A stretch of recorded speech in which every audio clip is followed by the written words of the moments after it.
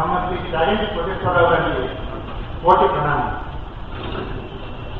బ్రహ్మశ్రీ చాగంటి కోటేశ్వరరావు గారు కాకినాడలో ఎఫ్సిఐగా పనిచేస్తున్నారు.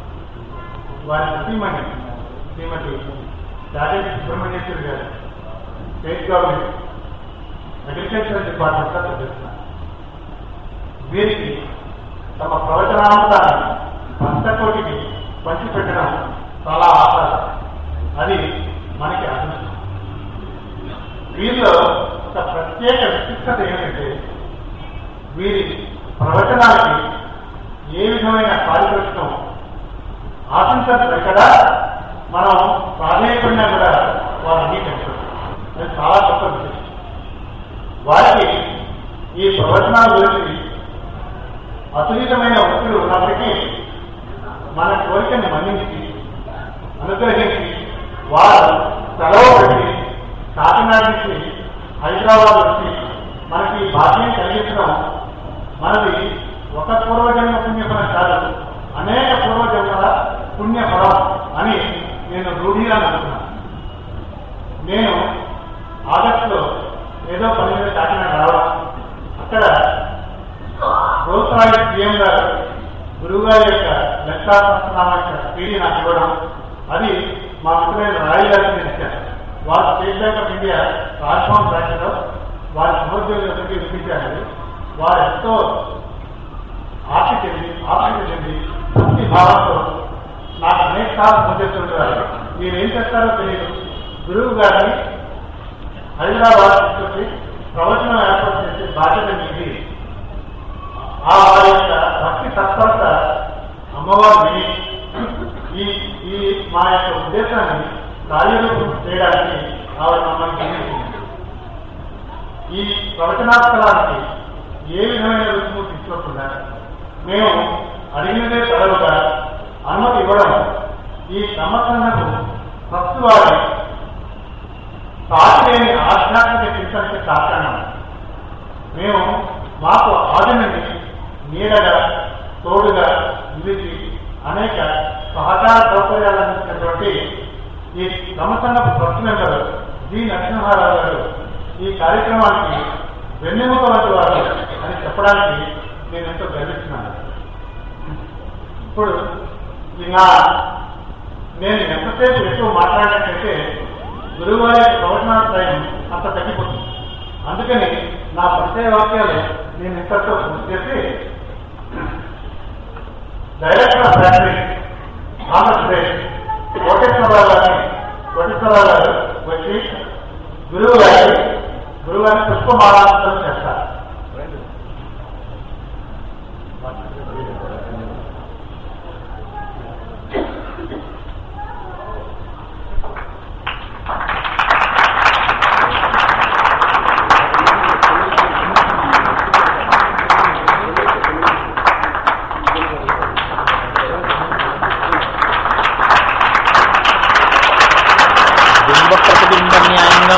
కోటేశ్వరరావు గారు కోటేశ్వరరావు గారిని పుష్పాలంకరణ చేస్తున్నారు.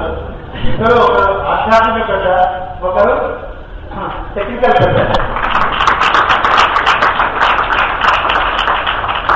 వై శ్రీరాములు గారు గురువు గారిని పుష్పమాలంకరణ చేస్తారు.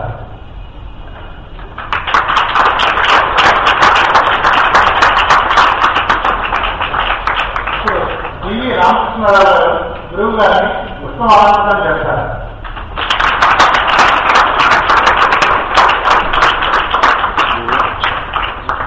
కె వేణుగోపాల్ అడ్వకేట్ వారు విజయనగరం నుంచి గురువు గారి ప్రవచనం వినడానికి కేవలం దీని నుంచి వచ్చారండి. వారు గురువు గారి పుష్పమాలంకరణ చేస్తారు. కె భక్తులు గురువు గారిని పుష్పమాలంకరణ చేస్తారు.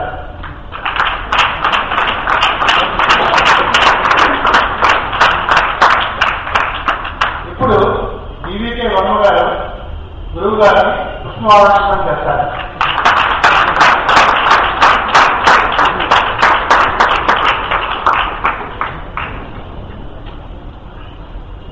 మీకు ప్రవచనానికి మధ్య నేను ఉండకుండా గురువు గారిని ప్రవచనం ప్రారంభించవలసిందిగా ప్రార్థిస్తున్నాను.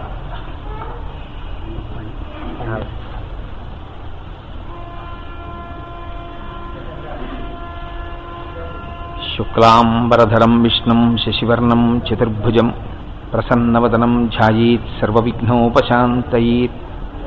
గురుర్బ్రహ్మా గురుర్విష్ణుః గురుర్దేవో మహేశ్వరః గురుః సాక్షాత్ పరబ్రహ్మ తస్మై శ్రీగురవే నమః. వ్యాసాయ విష్ణురూపాయ వ్యాసరూపాయ విష్ణవే నమో వై బ్రహ్మనిధయే వాసిష్ఠాయ నమో నమః. కూజంతం రామ రామీతి మధురం మధురాక్షరం ఆరుహ్య కవితాశాఖాం వందే వాల్మీకికోకిలం. శ్రుతిస్మృతిపురాణానాం ఆలయం కరుణాలయం నమామి భగవత్పాదశంకరం లోకశంకరం. వాగర్ధావివ సంపృక్తౌ వాగర్ధప్రతిపత్తయే జగతః పితరౌ వందే పార్వతీపరమేశ్వరౌ. సూక్తిం సమగ్రేతున స్వయమేవ లక్ష్మీః శ్రీరంగరాజమహిషీమధురైకటాక్షైః. వైదగ్ధ్యవర్ణగుణగుంభనగౌరవైర్యాం కండూలకర్ణకుహరాः కవయోధయంతి. హైమోర్ధ్వపుండ్రమజహన్మకుటం సునాసం మందస్మితం మకరకుండలచారుగండం. బింబాధరం బహుళదీర్ఘకృపాకటాక్షం శ్రీవేంకటేశముఖమాత్మని సన్నిధత్తాం.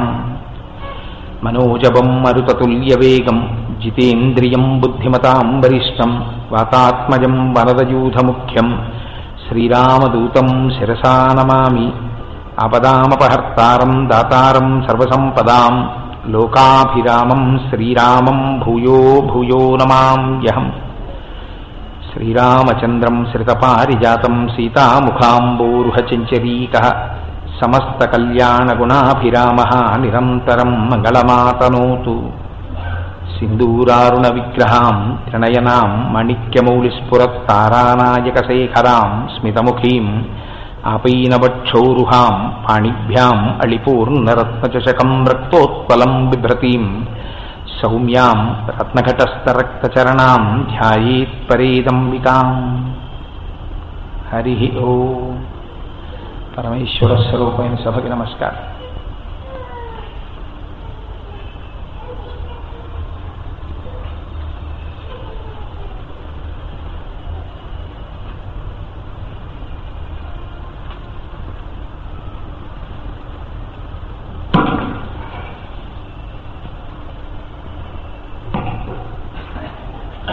ఈనాడు నాకు చాలా ఆనందంగా ఉంది. ఏం చేత అంటే ఏవో అనేక చోట్ల ప్రవచనాలు చేశాం, కానీ హైదరాబాద్ పట్టణంలో కేవలంగా నా సీడీలు విని ఇంతమంది నా యందు అభిమానాన్ని పెంచుకుని నేను వచ్చి అక్కడ కూర్చుంటే, కోటేశ్వరరావు మీ సీడీలు విన్నామండి, ఇవాళ మిమ్మల్ని చూడడంలో మేము చాలా తృప్తిని పొందుతున్నాము అని చెప్పినటువంటి క్షణంలో నా వాణి ధన్యత పొందింది. ఒక మనుష్య శరీరంలో వచ్చినందుకు అని నేను ఎంతో ఆనందాన్ని పొందాను.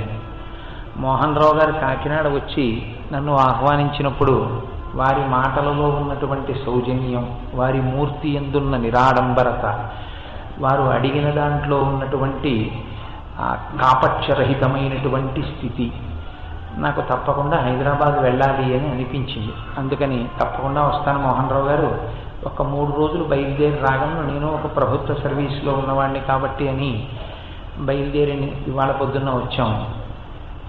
మీ అందరి సమక్షంలో కూర్చుని 4 మాటలు చెప్పేటటువంటి అదృష్టం కలగడం భగవంతుని యొక్క నిర్హేతుక కృపాకటాక్ష వీక్షణంగా భావన చేస్తాను. అయితే దేని గురించి మాట్లాడమంటారు అని అడిగితే మోహన్ రావు గారు అన్నారు, ఏదైనా దేవీ సంబంధంగా మాట్లాడితే మేము సంతోషిస్తామండి అన్నారు. సరే, శ్రీదేవీ తత్వము అన్నదాని గురించి ఈ 3 రోజులు ఏదైనా చర్చ చేయాలి అని అనుకున్నాం. అయితే మీరు ఒక్కటి ఆలోచించండి, దేవి అనబడేటటువంటి మాటకి శాస్త్రం 2 అర్థాలు చెప్తుంది. ఒకటి క్రీడించున్నది, 2 ప్రకాశించున్నది. శ్రీ అనేటటువంటి అక్షరానికి శంకర భగవత్పాదాచార్య స్వామి వారు సౌందర్య లహరిలో ఒక చోట చాలా గుంభనమైన మాట ఒకటి వాడారు. శ్రీసరణి అన్న మాట ఒకటి వాడారు అమ్మవారి గురించి. శ్రీ అన్న శబ్దం సాధారణంగా లక్ష్మీపరంగా చెప్తే మనం ఎలా అన్వయం చేస్తామంటే అందరినీ ఆకర్షించున్నది లేదా విష్ణువు చేత ఆకర్షింపబడునది అన్న అర్థాన్ని లక్ష్మీ స్వరూపానికి వ్యాఖ్యానం చేస్తాం. కానీ శంకరాచార్యులు వారి సౌందర్య లహరిలో శ్రీ అన్న శబ్దాన్ని జగదంబ పరంగా వాడినప్పుడు, అంటే సృష్టికర్త, స్థితికర్త, ప్రళయకర్తల యొక్క శక్తి స్వరూపాల యొక్క ఆది అయినటువంటి అంబాస్వరూపం గురించి మాట్లాడితే శ్రీ అన్న అక్షరానికి ఉండేటటువంటి అర్థం వేరు. శ్రీ అంటే ఈ పైన ఎంతవరకు ఉందని మీరు అనుకుంటున్నారో, ఈ కింద ఎంతవరకు ఉందని మీరు అనుకుంటున్నారో, అంటే అనోరణీయాం మహతో మహీయాం, అక్కడ వరకు సమస్తమైనటువంటి వైభవాన్ని, సద్గుణములను, ఈశ్వర తేజస్సును నింపి కల్మషములను కడిగివేసి స్వస్వరూపానుసంధానము చేయగలిగినటువంటి శక్తి స్వరూపిణి ఎవరో, ఏ తల్లి యొక్క కటాక్ష వీక్షణములు మాయని తొలగించగలవో, ఏ తల్లి యొక్క కటాక్షము ఈశ్వరుణ్ణి చేర్పించగలదో అటువంటి తల్లికి శ్రీ అని శంకరాచార్యుల వారు సౌందర్యలహరిలో పిలిచారు. కాబట్టి ఇవాళ మనం అన్వయం చేసేటటువంటి స్వరూపం అటువంటి స్వభావము కలిగినటువంటి శ్రీ దేవి యొక్క తత్వము. అయితే మీరు చూడండి, ఈ అమ్మవారి యొక్క తత్వానికి సంబంధించినటువంటి విషయాల్లో ఒక గమ్మత్తు ఉంటుంది. ఈ తత్వం గురించి నేను పరిశీలన చేసేటప్పుడు ఒక తేలిక మార్గాన్ని నేను ఎంచుకుంటే మీకు సుబోధకంగా ఉండే రీతిలో, నేను చెప్పగలిగినటువంటి రీతిలో ఒక మార్గాన్ని ఏర్పరచుకున్న వాడిని అవుతాను. మీరు ఒక్కసారి కొద్దిగా ఆలోచన చేయండి.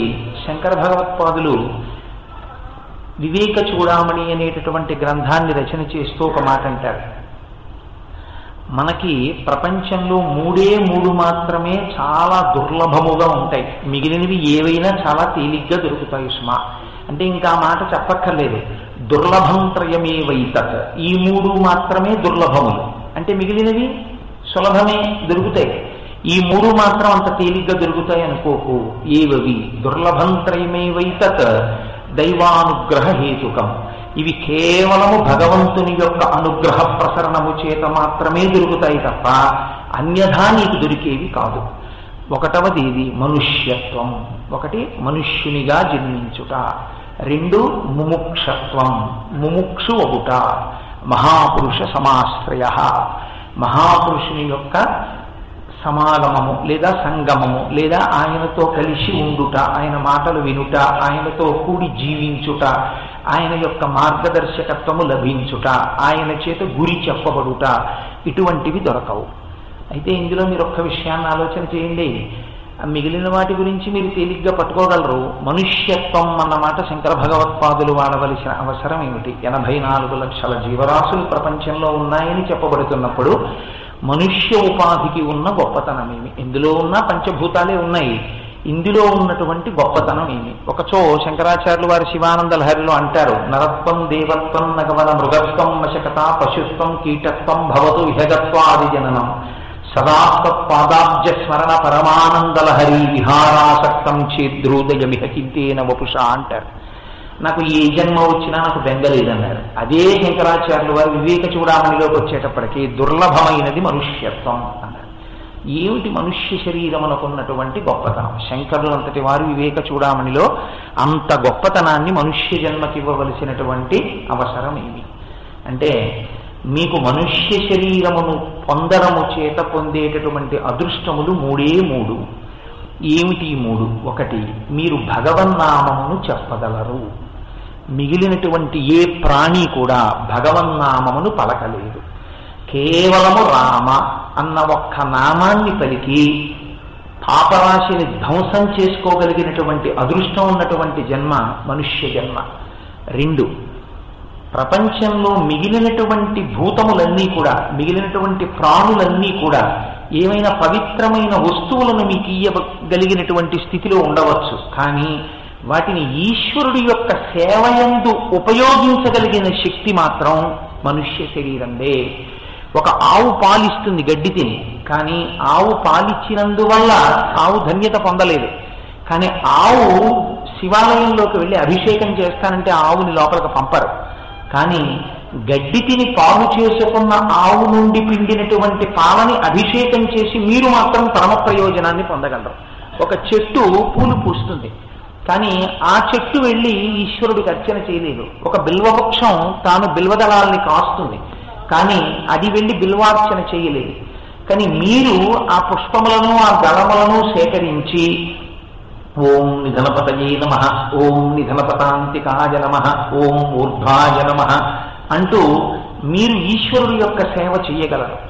3, తత్వ వివేచనము అనబడేటటువంటిది ఒక్క మనుష్య జన్మలో మాత్రమే చేస్తారు. ఇంకా ఏ జన్మకి కూడా తత్వ వివేచన చేయగలిగినటువంటి అధికారము ఆ జన్మల యందు ఉండదు. అందుకే శాస్త్రం అంటుంది ప్రాణులు ఎన్ని రకాలుగా పుట్టాలి అంటే జరాయుజములు, అండజములు, స్వేదజములు, ఉద్భుజములు అని 4 రకాలుగా పుడతాయి. జరాయుజములు అంటే మావి చేత పుట్టేవి మనతో సహా. అండజములు అంటే ఒక గుడ్డులో పుట్టి గుడ్డు పగలగొట్టుకుని పైకొచ్చేవి. ఉద్భుజములు భూమిని చీల్చుకుని పైకొచ్చేవి చెట్లు. స్వేదజములు చెమటలోంచి పుట్టేవి పేలు మొదలైనవి. ఇందులో ప్రాణులు సాధారణంగా చెట్లని మినహాయిస్తే భూమికి అడ్డంగా పుట్టి అడ్డంగా పెరుగుతాయి. ఒక్క మనుష్య ప్రాణి మాత్రం భూమికి అడ్డంగా పుట్టి అడ్డంగా కొంతకాలం నడిచి పాకడం మొదలైనవి చేసి నిలువుగా పెరుగుతుంది. అంటే ఈశ్వరుడు వెన్నుపాము నిలబడేటట్టుగా చేసి మనిషి నిలబడేటట్టుగా చెయ్యడంలోనే ఈ జన్మలో నువ్వు ఊర్ధ్వముఖ చలనం చేసి పొందవలసిన వస్తువును పొందవడానికి హేతువుగా, పొందడానికి ప్రయోజనాన్ని సిద్ధింపచేసేటటువంటి ఉపకరణముగా నీకు ఈ శరీరం ఇయ్యబడినది.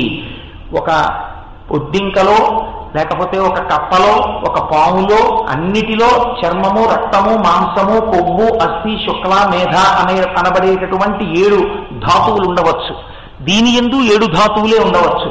కానీ భగవంతుణ్ణి తెలుసుకోవడానికి కావలసినటువంటి తత్వ వివేచనం చేయగలిగినటువంటి అధికారం మిగిలిన ప్రాణులకు లేదు. మనుష్యత్వం అయితే మనిషిగా జన్మించారు. జన్మించినంత మాత్రం చేత ఈ ప్రయోజనం అందరికీ సిద్ధిస్తుందా? ఎవరైనా అందరూ పరమేశ్వరుడు గురించి భావన చేస్తారా? మనిషి పతనం అయిపోవడానికి ఒక్క విభూతి చాలు. ఏదో ఒక్కటి కోటేశ్వరరావు అనబడేటప్పటికీ ఆ జన్మ నాశనం అయిపోవడానికి ఒక్క అహంకారానికి సంబంధించిన విభూతి చాలు. నేను తెల్లగా ఉంటాను ఈ ఒక్క భావన చాలు వాడు పాడైపోవడానికి. నేను పొడుగ్గా ఉంటాను అదొక పెద్ద గొప్పతనం కింద చెప్పుకుంటారు. నేను చాలా పొడుగండి, ఏమిటవుతుంది దానివల్ల? ఆకాశమేం భూమి మీద పడిపోదు. కానీ నేను చాలా పొడుగ్గా ఉంటానండి, లేకపోతే నాకు 4 శ్లోకాలు వచ్చు, పుస్తకం లేకుండా చెప్పగలను, ఇది చాలు అహంకారానికి. లేకపోతే ఈశ్వరుడు ఏదో ఒక విభూతి మీ ఎందుకు ప్రకాశింపచేశాడు. నేను చూశాను, మహాపండితులైనటువంటి వారు ఉన్నారు. ఒకనకొకప్పుడు విశాఖపట్నం, కాకినాడ మొదలైన ప్రాంతాల్లో భక్తి బీజాన్ని వెదజల్లిన మహాపురుషులు ఉన్నారు. శ్రీభాష్యం అప్పలాచార్య స్వామి వారిని. వారికి సహస్రచంద్ర దర్శనోత్సవాలు చేసిన రోజున విశాఖపట్నంలో చెప్పిన శ్లోకాన్నే మళ్లీ చెప్తున్నాను అన్న విషయాన్ని మరిచిపోయి చెప్తుంటే వాళ్ళ కుమారుడు శ్రీనివాస్ గారు అన్న వచ్చి చెవులో నాన్నగారు మీరు చెప్పిన శ్లోకమే మళ్లీ చెప్తున్నారంటే ఆయన మైక్లో నేను చెప్పిన శ్లోకమే మళ్లీ చెప్తున్నా అంట అన్నారు.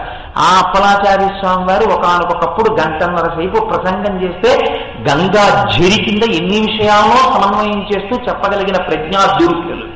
మరి అటువంటి వారు చెప్పిన శ్లోకాన్ని ఎందుకు చెప్పారు అంటే ఒకనకొకప్పుడు ఒక వయస్సులో ఆ స్ఫురణ శక్తి, గ్రహణ శక్తి, నిలబెట్టగలిగిన శక్తి, చెప్పగలిగిన శక్తి ఉడికిపోతోంది. ఆయన మహాపురుషుడు కాబట్టి దాని యందు తాదాత్మ్యత చెందలేదు, ఈశ్వరుణ్ణి చేరుకునే ప్రయత్నం చేశారు. కాబట్టి మీరు చూడండి, మీ యందు ఏ విభూతి ప్రకాశించినా అది ఈశ్వరుని యొక్క అనుగ్రహం తప్ప అది మిమ్మల్ని ధన్యుణ్ణి చేయడానికి మీ యందు ప్రకాశించింది.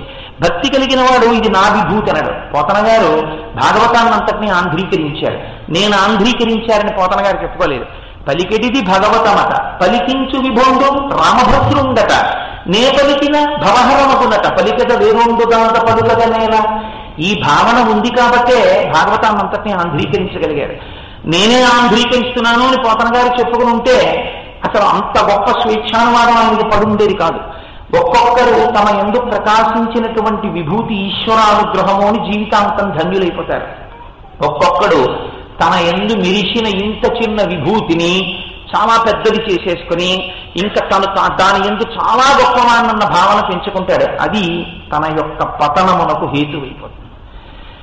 ఇది దేనివల్ల వచ్చింది అంటే ఇక్కడే పెద్దలు చెప్తారు, మనుష్యత్వం. పాడైపోవడానికి ఏదో ఒక్క వస్తువు సరిపోతుంటే ఇంద్రియములలో ఒక్కొక్క ఇంద్రియము వల్ల, ఆ ఇంద్రియములో ఉండేటటువంటి లౌల్యము వల్ల ఒక్కొక్క ప్రాణి జాతి నశించిపోతోంది.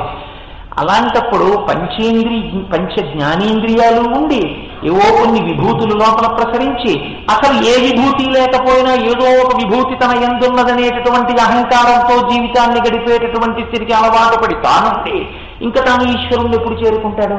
కాబట్టి మనుష్యత్వం కేవలము మనుష్య శరీరము పొందడం వలన ప్రయోజనం ఉన్నదా? మనుష్యత్వం చాలా గొప్పదే. కానీ నువ్వు ఒక నామం చెప్పవు, నువ్వెన్నడూ ఒక పువ్వు తీసి భగవంతుడి పాదాల మీద వెయ్యవు, నువ్వు ఎన్నడూ తత్వ విచారణ చెయ్యడానికి పూనుకోవు, నువ్వెప్పుడూ నేను ఉండిపోతాననుకుంటుంటావు. పక్కవాడంటే చేతకాక చచ్చిపోయాడు కానీ నేను ఎందుకు చచ్చిపోతానండి అనుకుంటాడు, నేను ఉండిపోతాను ఎప్పుడు అనుకుంటాడు. మచ్చిక వీరికెల్ల బహుమాత్రము చోద్యము దేహి పుట్టుచును చచ్చుచునుండ చూచెదరు తా కావటమానుడు వారి భంగి చచ్చిన వానికి ఎచ్చెదరు ఇదెత్తడి చోద్యము ఎచ్చట నుండి వచ్చిన అతడికి పోవుట నైజము ప్రాణికోటికి అంటారు పోతన గారు ఆ ప్రహ్లాదోపాఖ్యానంలో. ఎక్కడి నుంచి వచ్చారో అక్కడికి వెళ్ళిపోతాడు ప్రతివాడు, కానీ ఎవరికి వాడు ఏమనుకుంటాడంటే నేను ఉండిపోతాను అనుకుంటుంటాడు. ఈ అజ్ఞానం వల్ల ముముక్షత్వం, ఈ శరీరముతో నేను వచ్చినందుకు, శరీరం అద్యంకులకి ఇది ధర్మ సాధనం, దీనిని ఒక సాధనముగా స్వీకరించి నేను ఒక పని చెయ్యవలసిన అవసరం ఉన్నది అన్న భావన నశించిపోతే, ఒక సంసారమునందు వ్యగ్రతని పొందితే, ఒక సంసారమునందు మగ్నుడైపోతే ఆ జన్మ అక్కడికి వృధా అయిపోతోంది. ముముక్షత్వం ఏర్పడలేదు, కానీ ఎందుకు వచ్చాడో తెలుసుకోలేదు, అసలు మోక్షమన్న శబ్దమే పలకలేదు. కనుక అలా మోక్షమన్న దాని గురించి వాడు ఆలోచించగలిగితే వాడు రెండవ ధన్యత పొందాడు. ఇది మీ ప్రయోజనము వలన కలగదు, ఈశ్వరానుగ్రహము ఉండి తీరాలి. అందుకే ఎంతటి జ్ఞాని భక్తితోనే ఉంటాడు. ముముక్షత్వం, ఒకడు మనుష్యుడిగా పుట్టాడు, ముముక్షత్వమును పొందాడు, లేదా మోక్షమునందు ఇచ్చిని పొందాడు. అంత మాత్రం చేత తనకి ఒక దారి దొరుకుతుందా? దొరకదు. ఎప్పుడు దొరుకుతుంది అంటే పోతన గారు అంటారు భాగవతంలో, తిరిగి విజ్ఞానతిమిర ప్రదీపమగుచు అవ్యయంబకు బ్రహ్మంబుననుభవించి భరిత సత్వండు సత్కర్మ నిరతుడతుల భుజుర శ్రేష్ఠుడలగుండు బుధనుతుండు అంటారు. ఒక్కొక్క మహానుభావుడు ఉంటాడు, తాను అజ్ఞానం అనేటటువంటి చీకట్లోంచి బయటికి వచ్చి లోకమునకంతటికీ జ్ఞాన ప్రబోధం చెయ్యడమే జీవితాశయంగా పెట్టుకున్నటువంటి మహాపురుషులు ఉంటారు. భగవాన్ రమణులను ఒకసారి ఒక ఆయన అడిగారు, మీరు అరుణాచలం విడిచిపెట్టి రారు, మీరు ఎక్కడికి వెళ్ళరు, మీ దగ్గరికి వచ్చినా ఎక్కువ మాట్లాడరు, మీరు మౌనంతో ఉంటారు, మీరు బ్రతికి ఉండడం వల్ల ప్రయోజనమేమి అని అడిగాడు. అడిగితే రమణులు అన్నారు, గురువు శరీరమునందు ఉండడమే శిష్యులకు ప్రయోజనము. గురువు తాను శరీరము కాదని గురువుకు తెలుసు. దేహం ప్రాణమపీంద్రియత్యపి చలాం బుద్ధించ శూన్యం విదుః స్త్రీ బాలాంధజడోపమాస్వహమితి భ్రాంతా భృశం వాదిన అని తాను తెలుసుకున్నాడు. ఇది దేహము నేను కాదు, నేను ఆత్మ అని. కానీ అలా తెలుసుకున్నటువంటి గురువు తరిస్తున్నాడు, ఆయన గురించి బెంగలేదు. కానీ తాను అనుభవించినటువంటి బ్రహ్మము యొక్క ఆనందాన్ని బోధ చేసి వాక్కులలోకి మార్చి అన్ని భూమికలలో ఉన్న వారిని ఉద్ధరించగలిగినటువంటి వాగ్వైభవం ఉన్న గురువు శరీరమునందు లేకపోతే నిన్ను రేపు ఉద్ధరించేవాడెవరు? కనుక గురువు శరీరమునందు ఉండడం శిష్యులకు ప్రయోజనం. ఆయన నడిస్తే పాఠం, ఆయన కూర్చుంటే పాఠం, ఆయన చెయ్యి జరిపితే పాఠం, ఆయన ఏం చేసినా ఒక పాఠం. భగవాన్ రమణుల దగ్గరికి వచ్చి ఒక ఆయన అడిగారు, కర్మ సన్యాసం అనగా ఏమి అని. ఏం చెప్పలేదు ఆయన. ఈయన ఏమి చెప్పడో ఈయనకేం చేత కాదనుకున్నాను. అలా రమణుల దగ్గర కూర్చున్నారు చాలాసేపు కూర్చున్నారు. అసలు ఈయన చెప్తారా చెప్పరా చూద్దామో 50 మాటలు అడిగారు. కర్మ సన్యాసం అంటే ఏమిటండి? ఆయన నవ్వేవారు, ఏమీ చెప్పేవారు కాదు. కూర్చుని లేచి ఆ పక్కనే ఉన్నటువంటి అరుణాచలం కొండలోకి వెళ్ళారు. ఈ ప్రశ్న పట్టుకొచ్చిన ఆయన కూడా వెళ్ళాడు. అక్కడికి వెళ్ళి భగవాన్ రమణులు ఓ తుమ్మ చెట్టు యొక్క కొమ్మ కత్తి పెట్టి నరికారు. ఆ కొమ్మ ఈడ్చుకుంటూ ఆశ్రమంలోకి వచ్చారు. ఈయన మళ్ళీ వచ్చి పక్కన కూర్చొని కర్మ సన్యాసం అనగా ఏమి అన్నాడు. మళ్ళీ ఓ నవ్వు నవ్వారు. ఆ కత్తికి ఒక్క ముళ్ళు లేకుండా కర్రంతా పెట్టేశారు, దాని మీద ఉన్న తోలు తీసేశారు. కర్ర తయారైంది, చాలా అందమైన హ్యాండ్ స్టిక్ లా ఉండేది. ఇప్పుడు ఆ చేతి కర్రను అటు ఇటు చూసి ఇప్పటిదాకా కర్మ సన్యాసం అనగా ఏమి అని అడిగిన ఆయనకి ఇచ్చేశారు. ఇప్పుడు ఆయనకు అర్థమైంది కర్మ సన్యాసం అంటే ఏమిటో. కాబట్టి గురువు అన్ని వేళలా నోరు విప్పి చెప్పాలా? అక్కర్లేదు. నోరు విప్పకుండా కూడా గురువు బోధ చేస్తాడు ఒక్కొక్కసారి. కాబట్టి అటువంటి గురువు, అటువంటి మహాపురుషుడితో కలిసి ఉండగలగడం, అటువంటి ఆయన దర్శనం, అటువంటి వారి మాట వినగలగడం, అటువంటి వారి జీవితాన్ని ఆదర్శంగా తీసుకోగలిగినటువంటి అదృష్టం సమకాలీనముగా పొందగలగడం, అది ఎంతటి భాగ్యం. కనుక ఈ మూడు ఎప్పుడైనా ఎవరికైనా సమకూడితే జ్ఞాపకం పెట్టుకో, నీ యందు ఈశ్వరానుగ్రహము ప్రసరించినది అంటారు. ఈశ్వరానుగ్రహము ప్రసరించినది అనడానికి హేతువులు ఈ మూడే. మిగిలినవి ఏమైనా నీకు కలిగితే అవి ఈశ్వరానుగ్రహములని అనకు. అవి గత జన్మలలో చేసుకున్నటువంటి కర్మల యొక్క ఫలితములు ఈ జన్మనందు నీకు బోధముగా మారడానికి హేతువులుగా నీకు నీ ఎందు ప్రకాశించే అంతవరకే. అందుకే మనకి శాస్త్రంలో సరస్వతీదేవి అక్షమాల పట్టుకుంటే కుడి చేత్తో పట్టుకోవాలి, పుస్తకం పట్టుకుంటే ఎడం చేత్తో పట్టుకోవాలి. కడుపు నింపుకోవడం కోసమని నేర్చుకున్న విద్యలు కుక్షింభర విద్యలు. అవి దేనికి పనికొస్తాయంటే బాగా ఒక్కొక్కరి ఎందున్న ప్రజ్ఞ చేత బాగా డబ్బు సంపాదించగలడేమో. డబ్బు సంపాదించి సంపాదించి సంపాదించి సంపాదించి నువ్వు తీసుకొచ్చి అక్కడ పెట్టింది నీ ఎందు ఉన్నటువంటి విభూతి ప్రకాశం చేత దేనికి పనికొస్తుంది? కింవానేన ధనేన వాజికరిభిప్రాప్తేన రాజ్యేన కిం కింవా పుత్ర కలప్రమిత్ర పశుభిర్దేహేన గేహేన కిం జ్ఞాతైతక్షణ భంగురం సపతిరోప్యభ్యం మనోదూరత స్వాత్మార్థం గురువాక్యతో భజ భజ శ్రీ పార్వతీ వల్లభం. ఇక్కడ సంపాదించినవి ఇక్కడే విడిచిపెట్టేసి గత జన్మలలో తను చేసినటువంటి పుణ్యము యొక్క అనుగ్రహము చేత ఈ జన్మలో దాని యొక్క విభూతిగా ప్రకాశించినటువంటి లక్షణము వలన కొంత భోగమును అనుభవించడానికి కావలసిన ఐశ్వర్యమును ఇహమునందు పొంది ఆ ఐశ్వర్యమును అనుభవించడానికి కావలసినటువంటి దేహ ఆరోగ్యములు కూడా లోపల పొంది ఏకకాలమునందు ఐశ్వర్యమును భోగముగా మార్చుకుని ఈ శరీరము చేత అనుభవించి తాను సంపాదించుకున్న పుణ్యం పూర్తయిపోయిన తర్వాత శరీరం పడిపోవడానికి అది పనికొచ్చిందేమో. నిన్ను ఉద్ధరించి మోక్ష మార్గం వైపుకు నడిపించడానికి మాత్రం అది పనికిరాదు. ఏది పనికొస్తుంది?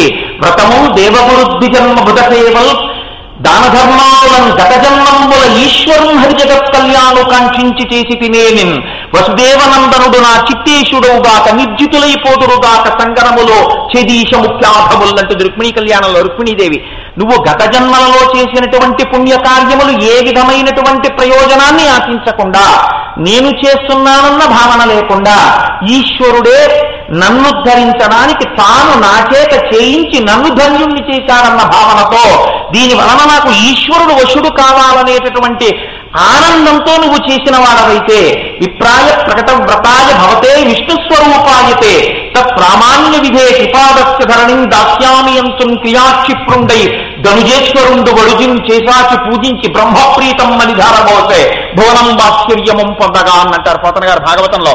బలిచక్రవర్తి దానం చేసినప్పుడు అలా ఎవరు దానం చేసేటప్పుడు కూడా విష్ణు స్వరూపాన్ని చూసి దానం చేస్తున్నాడో, ఎవడికి లోపల కోరిక లేదో, తను చేసింది ఇంకో మాట అసలు చెప్పడో, తాను చేసినటువంటి దానము ఈశ్వరుడు చేయించాడన్న భావన చేత వెంటనే మరిచిపోతూ ఉంటాడో అలాంటి వాడికి ఈశ్వరానుగ్రహము సమకూడితే ఒక సద్గురువుతో సమాగమము కలుగుతుంది. అది దేని వైపుకి నడిపిస్తుంది? ఆత్మ వైపుకి అడుగులు వేయిస్తుంది. ఈ వేయించిన అడుగులు ఎటు వెడతాయి? ఈ జన్మలో పొందవచ్చు, ఉత్తరోత్తర అభ్యున్నతిని పొందవచ్చు. కాబట్టి చాలా దుర్లభంగా దొరికేవేవి ప్రపంచంలో మూడే. ఏవా మూడు? మనుష్యత్వం, ముముక్షత్వం, మహాపురుష సమాశ్రయ. అయితే మీరు ఒక్క విషయం ఆలోచించండి. మీరు దేవీతత్వం అని కదండి కోటేశ్వరారు మొదలెట్టారు, మీరు వివేక చూడమని చెప్తున్నారు ఏమిటి అని మీరు నన్ను అడగచ్చు. నేను వివేక చూడమని ప్రాతిపదికగా తీసుకుని చెప్తున్నాను. ఇప్పుడు మీరు ఈ విషయాన్ని దృష్టిలో పెట్టుకుని ఒక్క విషయాన్ని ఆలోచన చేయండి. మీరు ఇక్కడ వరకు చెప్పారు బాగానే ఉంది కానండి, గురువు మరి ఎలా దొరుకుతాడు అసలు జీవితంలో? అసలు అటువంటి సద్గురువు యొక్క దర్శనం ఏ కారణం చేత లభిస్తుంది అంటే మీరు ఏదో కొన్ని కారణాలు చెప్పారు.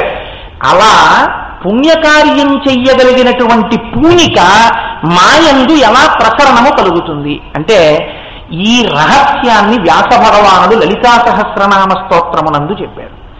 ఇప్పుడు బహుశः నేను వచ్చేటప్పటికి మీరు లలితా సహస్రనామ స్తోత్రం కూడా పారాయణ చేసినట్టుగా నాకు అనిపించింది. నేను పొరపాటుగా వినుండకపోతే లలితా సహస్రం చదివారేమో అనుకుంటున్నాను. విష్ణు సహస్రం చదువుతున్నారు అన్నారు, తర్వాత లలితా సహస్రం చదివారేమో. అందులో మీరు ఒకటి ఆలోచించండి, వ్యాస భగవానుడు ఒక గొప్ప ప్రయోగం చేశాడు లలితా సహస్రంలో. అమ్మవారి యొక్క వర్ణన చేసేటప్పుడు కేశాది పాదాది పర్యంతం వర్ణన చేశాడు. అమ్మవారి యొక్క ఆవిర్భావాన్ని మీరు చూద్దాం అనుకుంటే లలితా సహస్రనామ స్తోత్రం చదివేటప్పుడు, అందుకే గురుముఖత ఉపదేశం పొందాలనడానికి కారణం 16 అక్షరాలతో వెళుతుంది, టక్కున 3 అక్షరాలకు పడిపోతుంది. అది తెలియాలి. మీరు కళ్ళు మూసుకుని చదువుతుంటే శ్రీమాత, శ్రీ మహారాజ్ఞి, శ్రీమత్ సింహాసనేశ్వరి, చిదగ్నికుండ సంభూత, ఇక్కడే చిత్తనబడేటటువంటి అగ్నిహోత్రంలోంచి ఆవిడ ఆవిర్భవిస్తోంది. బయట కాదు, ఇక్కడ పుట్టాలి ఆవిడ. చిదగ్నికుండ సంభూత దేవకార్య సముద్యత. ఏమిటి దేవకార్యం? ఆంతరమునందు ఎప్పుడూ దేవతలకి రాక్షసులకి యుద్ధమే. ఆసురీ గుణాలు ఇక్కడే ఉంటాయి, దేవతా గుణాలు ఇక్కడే ఉంటాయి. కామక్రోధస్య లోభస్య దేహే తిష్టంతి తస్కరాః జ్ఞానరత్నాపహారాయ తస్మాత్ జాగ్రత్త జాగ్రత్త. ఎంతటి వాడికి ఏదో ఒక మంచి గుణం ఉంటుంది. ఆ ఒక్క మంచి గుణాన్ని పట్టుకుని గురువు ఉద్ధరించేస్తాడంతే. అయ్యా ఎవరి మాట వినడు, భగవన్నామమే చెప్పడు, భగవంతుడు అంటే దూరంగా పారిపోతాడు, వాడు నారాయణుడే అని అడిగారు వివేకానందుడు రామకృష్ణ పరమహంసని. వాడు నారాయణుడు కాడనకు మూర్ఖ నారాయణుడను అన్నారు రామకృష్ణ పరమహంస. గురువులంటే అలా ఉంటారు. కాబట్టి ఏదో ఒక్కటి చూస్తారు, లేదు లేదు ఉంది వాళ్ళు ఒక మంచి గుణం ఉంది అంటారు. ఆ మంచి గుణాన్ని పట్టుకుని ఉద్ధరించేస్తారు. అలా దేవకార్య సముద్యత, మీలో ఉన్నటువంటి మంచి గుణములకు కావలసినటువంటి పెంపుదలను ఆవిడ చూసి రాక్షస గుణములను తొక్కి పెట్టగలిగినటువంటి సమర్థురాలు. ఇప్పుడు దేవకార్య సముద్యత ఉజ్జద్భాను సహస్రాభ. ఇప్పుడు ఆవిడ ఇక్కడ ఉదయిస్తుంటే ముందు ఏదొచ్చింది? ఉజ్జద్భాను సహస్రాభ. 1000 సూర్యులు ఒక్కసారి ఉదయిస్తే, సంస్కృతంలో సహస్ర అన్న శబ్దానికి అనంతము అని, అనంతమైన సూర్యులు ఒక్కసారి ఉదయిస్తే ఎంత కాంతి వస్తుంది మీరు నేను చెప్పలేం.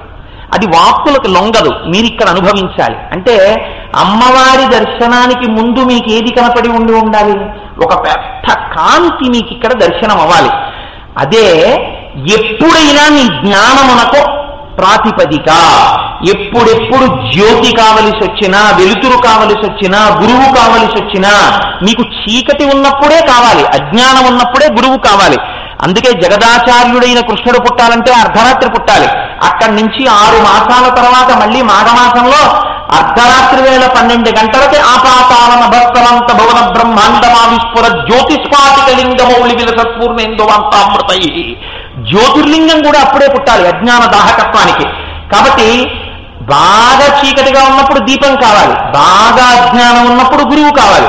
అందుకని ఇప్పుడు ఉజ్జద్భాను సహస్రాభ, మంచి కాంతి ఇక్కడ మీకు గోచరమైంది. గురుస్వరూపిణిగా అమ్మవారు అలా కాంతిగా కనపడుతుందని మీరు ఏ అధికారంతో చెప్పగలుగుతున్నారు?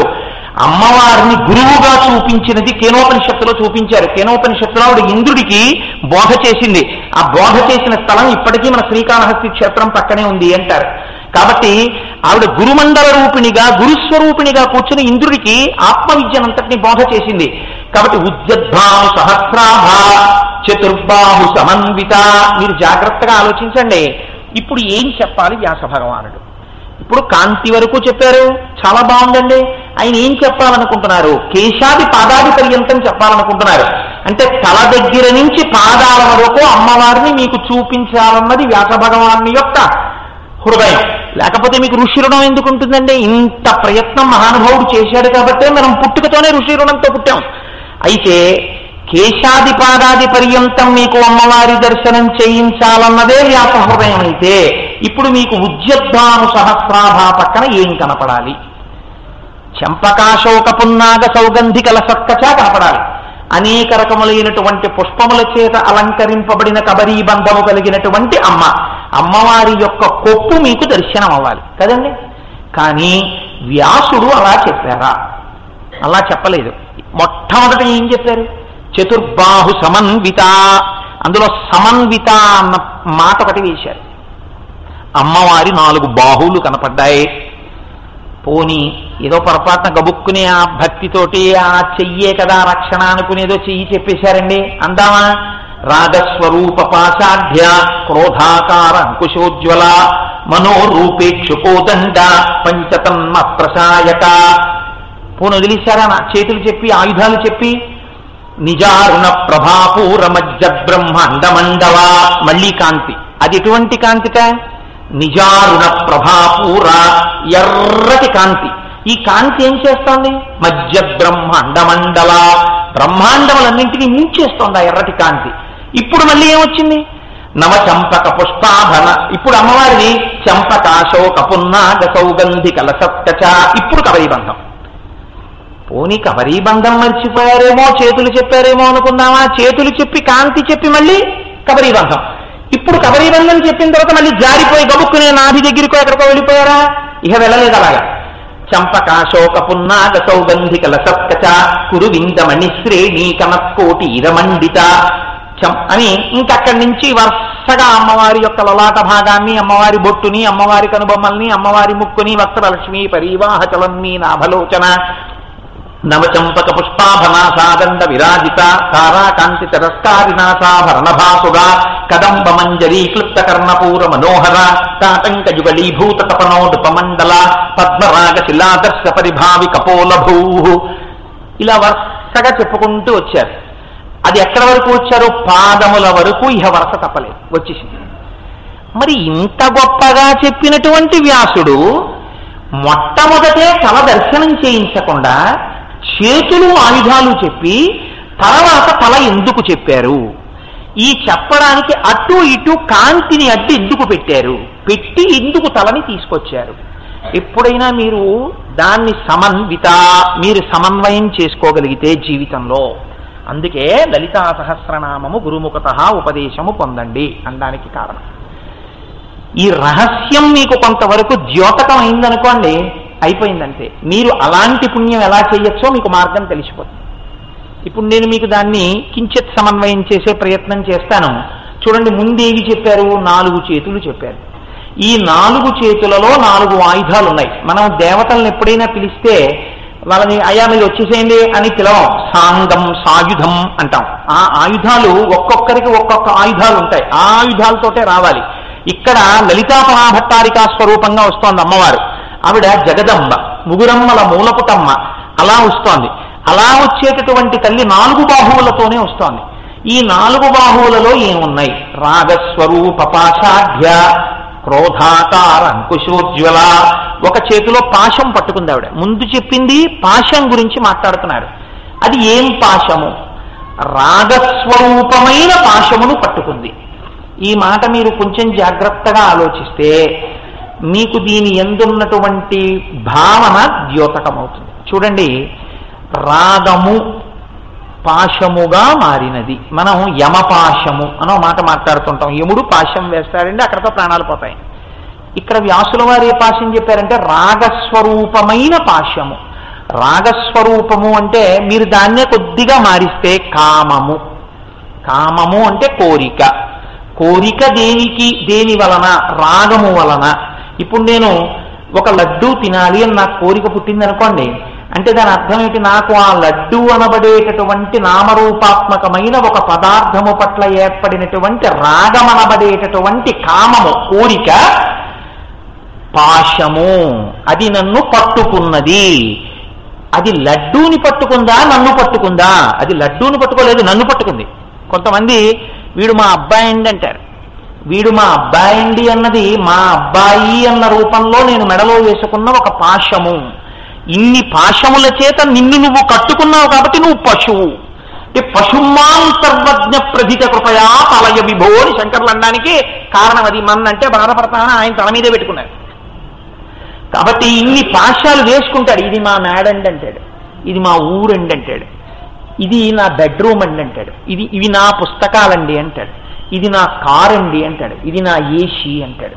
ఇలా ఎన్ని మాటలు నా నా నా అన్నాడో అన్ని పాశాలు మీద పడి ఉన్నాయన్నమాట. ఇన్నింటితోనూ కట్టారనమాట వాడిని. చిత్రం ఏంటంటే కారుకు ఆ కట్టు లేదు.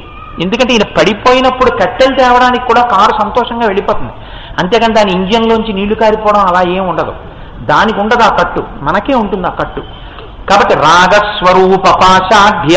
ఇప్పుడు ఎన్ని కోరికలు మీ మీద పడున్నాయి, ఎన్నింటి మీద మీకు రాగమున్నదో అన్ని కట్లు మీ మీద పడి ఉన్నాయి.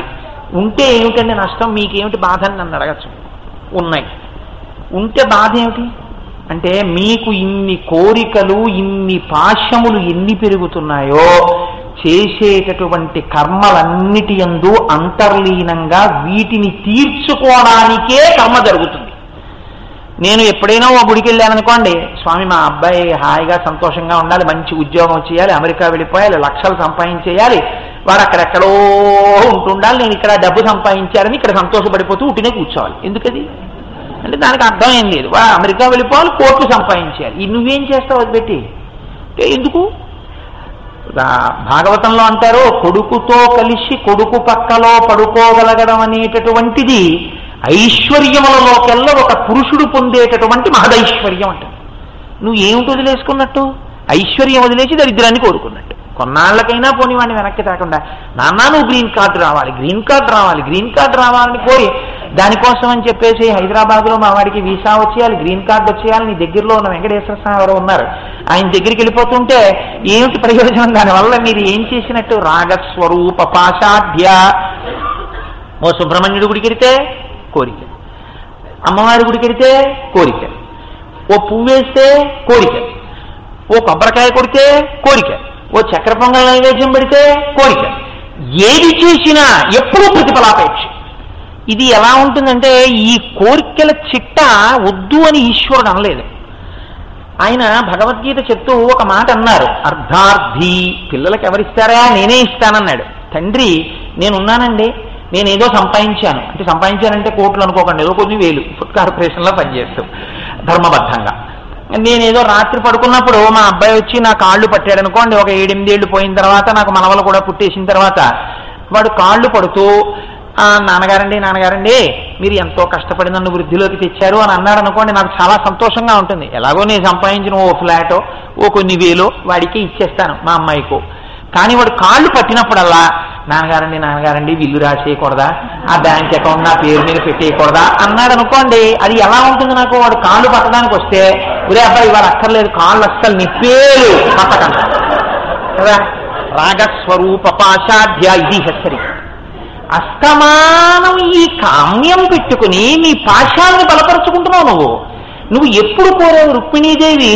వ్రతముల్ దేవగురు ద్విజన్మ బుధ సేవల్ దాన ధర్మాదులం గత జన్మంబుల ఈశ్వరుని హరిజగత్ కళ్యాణు కాంక్షించి చేసి తినేనిన్ వసుదేవనందనుడు నా చిత్తేశుడవుగాక అందావిడ.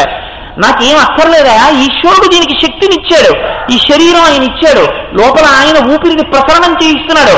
యవత్పవనో నివసతి దేహే తావత్ పృచ్ఛతి కుశలంగేహే గతవతి వాయో దేహాపాయే భార్య బిభ్యతి తస్మిన్ కాయే. ఆ ఊపిరి లోపలికి వెళ్ళేటట్టు బయటికి వెళ్ళేటట్టు చేసిన వాడు పరమాత్మ. ఆయన అనుగ్రహమే లేకపోతే ఎక్కడుంది? ఎక్కడ చేస్తావు నారాయణ దర్శనం? అనమాచార్యులు వారు అడుగుతారు, వడిబాయక తిరిగే ప్రాణబంధుడా నువ్వే వెంకటేశ్వరుడు అన్నాడు ఆయన.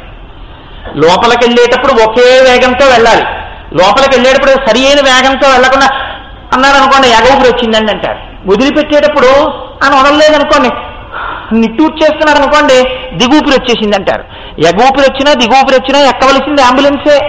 కాబట్టి ఇప్పుడు ఎక్కడున్నాడు నారాయణుడు? నీ ప్రయత్నం లేకుండా ఒకే వేగంతో లోపలికి ఊపిరిని తీయించి విడిచిపెట్టేటట్టుగా చేసినవాడు పరమాత్మ. ఎక్కడ వెతుకుతావు వాడి కోసం? ఇక్కడే ఉన్నాడు. అంతర్ముఖ సమారాధ్య బహిర్ముఖ సుదుర్లభ. ఎన్ని గుళ్ళకు పరిగెడతావురా? ఇక్కడుంటే అమ్మవారు, ఇక్కడుంది శక్తి స్వరూపిణి. నువ్వు ఆవిడ్ని ధ్యానం చేయి, నీకు ఆవిడ గోచరం అవుతుంది అంటారు వ్యాస భగవానుడు. కాబట్టి చూడండి, రాగస్వరూప పాశాఢ్య. అయితే ఇక్కడ ఒక తమాషా ఉంది. దీన్ని శాస్త్రం అంటుంది హితశత్రు అని పిలుస్తుంది.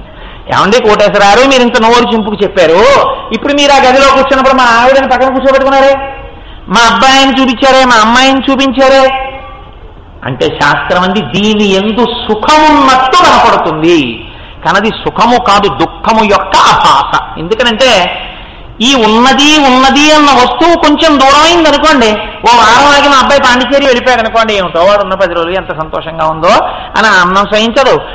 లేకపోతే సంధ్యావందనం చేసుకుందామని అడిగితే పాపం వాడు ఇక్కడ కూర్చొని సంధ్యావందనం చేస్తుండేవాడు అని వాడు గుర్తొస్తుంటాడు. ఏమైంది? సుఖస్వరూపము దుఃఖస్వరూపమైనది. సుఖమునకు దుఃఖము యొక్క భావన అంటి ఉంటుంది ఎప్పుడూ కూడా. అలాగే దుఃఖమునందు కూడా సుఖం ఉంటుంది. అందుకే చూడండి, బాగా ఏడిచేశాడు అనుకోండి, ఏడవనివ్వండి ఆయన దుఃఖం పోతుందంటారు. బాగా ఏడిచేశాడు అనుకోండి, అమ్మయ్య ప్రాణం తెరిపిన పడిపోయింది అనుకుంటాడు. కాబట్టి దుఃఖమునందు సుఖమున్నది, సుఖమునందు దుఃఖమున్నది. ఎవరన్నారో కానీ మహానుభావుడు, అగాధమగు జల నిధిలోన అని ముత్యమున్నటులే శోకానామరుగున దాగి సుఖమున్నదిలే అన్నాడు. నిజమే కదండి మరి. అందుకని రాగస్వరూప పాశాఢ్య, ఇది హితశత్రు. ఇది అక్కడ చూడ్డానికి చాలా సుఖంగా అనిపిస్తుంది. మా అబ్బాయి పెద్దవాడు అవుతున్నాడు, మా అమ్మాయి పెద్దదైపోతోంది, ఎంత సంతోషమో, మా అబ్బాయి నిక్కర్లు వేసుకునేవాడు ఇప్పుడు ప్యాంట్లు వేసేసుకుంటున్నాడు, ఆ తర్వాత వాడికి మంచి ఉద్యోగం వచ్చేసింది, వాడికి ఒక మంచి భార్య వచ్చేసింది, వాడికి ఎక్కడో ట్రాన్స్ఫర్ అయిపోయింది, వాడు వెళ్ళిపోయాడు పెళ్ళాన్ని తీసుకుని, మా అమ్మాయికి భర్త వచ్చేసాడు, అల్లుడు వచ్చేసాడు, అది వెళ్ళిపోయింది. ఎవరు మిగిలిపోయారంటే నేను అది మిగిలిపోయాం. ఇంకా పిల్లల్ని తలుచుకుంటూ ఎప్పుడు సంక్రాంతి పండక్కి వచ్చే గౌతమి ఎక్స్ప్రెస్ కి సంతోషమైన ముఖాలతో కాకినాడ స్టేషన్ లో పెద్దవాళ్ళు, కనుమ పండగ నుంచి కాకినాడ రైల్వే స్టేషన్లో ఉన్న పెద్దవాళ్ళ ముఖాలన్నీ దీనంగా ఉంటాయి. కూతుళ్ళు, అల్లుళ్ళు, కొడుకులు, కోడళ్ళు వెళ్ళిపోతుంటారు. కాబట్టి ఏమైపోయింది అంటే ఇది హితశత్రు, నీకు మేలు చేసినట్టుగా కనపడేటటువంటి శత్రువు, నువ్వు గుర్తుపట్టలేవు. కానీ ఇది నిన్ను నిస్వార్థంగా ఈశ్వర సేవ చేయనివ్వదు. ఎలా చెయ్యనివ్వదో ఈ కోరిక, దీన్ని కాలనేమి నిహాశౌరిశూరశూర జనేశ్వర అన్న దాంట్లో కాలనేమి ఇరుసు అని శంకర భగవత్పాదులు వ్యాఖ్యానం చేస్తారు. కాలనేమి స్వరూపంగా కామము మన్ని తిప్పేస్తూ ఉంటుంది కోరికల రూపంలో. ఇది హితశత్రు. మీరు చూడండి, ఇది ఎక్కడ నుంచి ఎక్కడ వరకు ఉంటుంది ఈ కోరిక అన్నది అంటే చాలా నిర్దాక్షిణ్యంగా మాట్లాడతాయి శాస్త్రాలు. వాళ్ళకేమీ ఆ బెంగారాతే బాధ ఏముండవు. చూడండి, తల్లి కడుపులో పడుకుని ఉంటాడు. తల్లి కడుపులో ఉన్నప్పుడు నేను తరచూ ఉటంకిస్తూ ఉంటాను. కపిల గీతలో చెప్తారు, శిరస్సు కింద ఉంటుంది, కాళ్ళు పైన ఉంటాయి. అమ్మ కడుపులోంచి ఒక నాభిగొట్టం ఒకటి వీడి నాభికి తగులుకుని ఉంటుంది. అమ్మ తినకూడని తింటుంది, వేడి చేసేది, లోపల వీడు దగ్గుతుంటాడు. అమ్మ తాగకూడని కూల్ డ్రింక్ తాగుతుంది, వీడికి పరిచయం పడుతుంది. వీడి మలమూత్రాలు వీడు అక్కడే విసర్జిస్తాడు. అందులోంచి క్రిములు పుట్టి దేహాన్ని కొరుకుతుంటాయి. రోజు రోజుకి పెద్దవాడు అవుతుంటాడు, కదలడానికి ఉండదు, ఇరుకు. అప్పుడు ఈశ్వరుణ్ణి ప్రార్థన చేస్తాడు. ప్రార్థన చేస్తే నవమాసంబులు తల్లి గర్భమున నానారోతలంచిక్కి నాకవకాశం విషుమంతలేకపడితిన్ హాకష్టముల్ భీతితో నవమాసంబు ఘటిల్లే చాలునిక నాకీ గర్భవాసంబు నివసింపన్ పను తీర్చికావుమికనన్ నిసత్కృపన్ శంకరా అంటాడు. ఈశ్వర, 9 నెలలు గర్భస్థ నరకం అనుభవించాను, ఇంకా నేను ఇందులో ఉండలేను. దుర్వాసన, తల కిందకుండిపోయింది, కాళ్ళు పైకుండిపోయే. శంకరా, నన్ను బయటికి తోసే అంటాడు. ఒరే, నిన్ను చాలా మాటలు తోసేశాను ఇలా శరీరాలు ఇచ్చి, నువ్వు ఎప్పుడైనా శరీరాన్ని ఈశ్వర సేవకు ఉపయోగించావా? ఈ ఒక్కసారి ఈ అవకాశం తోసే అంటాడు. ప్రసూతి వాయు రూపంలో పరమాత్మ బయటికి తోసేస్తాడు శరీరాన్ని. తోసేస్తే శిశువుగా వచ్చి కింద పడతాడు. మలమూత్రంబులతో మహాభయముతో మాతృస్తనాపేక్షతో చలమూర్ఖత్వముతో సదాభ్రమతతో చాంచల్య చిత్తంబుతో బరువైనట్టి కపజ్వర గ్రహ మహాబాల్యామయ శ్రేణితో కలనైనంతమ చింతలేక చెడితిన్ కామ్యార్థినై శంకర. శిశువుగా ఉన్నప్పుడు కూడా లోపల కామం వదలదు. ఏమి కామము, ఏమి కోరికే? అమ్మ గుండెలకి హత్తుకుని పడుకోవాలని. మలమూత్రంబులతో అక్కడే మల విసర్జన చేస్తాడు, అక్కడే మూత్ర విసర్జన చేసేస్తాడు. మహాభయముతో ఎక్కడో చప్పుడవుతుంది, ఉలిక్కి పడతాడు. మాతృస్తనాపేక్షతో ఎప్పుడు అమ్మ స్తన్యాన్ని తాగాలనేటటువంటి కోరిక. మాతృస్తనాపేక్షతో చల మూర్ఖత్వముతో అపారమైన మూర్ఖత్వం, వదిలిపెట్టమంటే వదిలిపెట్టడు. అమ్మ మంగళసూత్రాలను పట్టుకుని ఆడుకుంటాడు. చలమూర్ఖత్వముతో సదాభ్రమతతో చాంచల్య చిత్తంబుతో బరువైనట్టి కపజ్వర గ్రహ మహా బాల్యామయ శ్రేణితో గుండెల నిండా శ్లాష్మ పట్టేస్తుంది. ఓహో ఏడుస్తూ ఉంటాడు. పిల్లాడు ఎందుకు ఏడుస్తున్నాడో తెలియక వెర్రి తల్లి ఇంకా శ్లాష్మ ఎక్కువైపోయే పదార్థం పోసేస్తూ ఉంటుంది. ఎంత బాధపడ్డానో. అప్పుడు కామ్యమే. ఇంకొంచెం పెద్దవాడిని అయ్యాను. అక్కడి నుంచి స్కూల్కి వెళ్ళడం, ఏదో పాఠంబు వల్లించుచున్ ఆ మాస్టర్ చెప్పమన్నటువంటి పాఠాన్ని తిరిగి అప్పచెప్పేస్తూ ఉండడం. లీలానాటక నృత్య గీత పఠనా వీనుండనై బుచ్చితిన్, ఎప్పుడు ఏదో పాటలు పాడుకుందామా, ఆటలాడుకుందామా, ఎంత తొందరగా పరిగెడదామా కోరిక. అంతులేని కోరికలు, అంతులేని కోరికలతో ఆ బాల్యం అంతా అయిపోయింది. యవ్వనంలోకి వచ్చాడు. యవ్వనమంకురించగనెమది అన్యుల నెట్టులను ఆశ్రయించుటో పరమ పావనమూర్తులటంచు పరిపాలకులను నుతించుటెట్టులో జీవికి విత్తమే భువిని జీవనమంచు అదిట్లు కూర్చుటో ఎయ్యది ఏది దారి అని ఎంచుచు పుచ్చితినయ్య శంకర. మళ్ళీ కామమే. 4 రూపాయలు సంపాదించాలి, అందుకని ఎవరిని పట్టుకుందామని చెప్పి ఆఫీసర్ గారి దగ్గరికి వెళ్ళి ఒక్కనాడు శివాష్టోత్తరం కూడా చదవడు. కానీ ఇంత స్తోత్రం చేస్తాడో ఆయన్ని. పరమ పావనమూర్తులంచు పరిపాలకులను నుతించుటెట్టులో వాళ్ళని స్తోత్రం చేస్తూ ఉండడం. జీవికి విత్తమే భువిని జీవనమంచు అదిట్లు కూర్చుటో. ఒంట్లో ఓపిక ఉండగా 4 రూపాయలు సంపాదించకపోతే ఎలాగండి? ఆయనకి అలాగే చెప్తాడు, ఏదో కాకినాడ నుంచి వచ్చి సంపాదించుకోవాలి. ఇప్పుడు ఎందుకు ఇవన్నీ? లలితా సహస్రమును దేవీతత్వం ఇప్పుడు ఎందుకంటే దానికి రిటైర్ అయిపోయిన తర్వాత పెడతాం.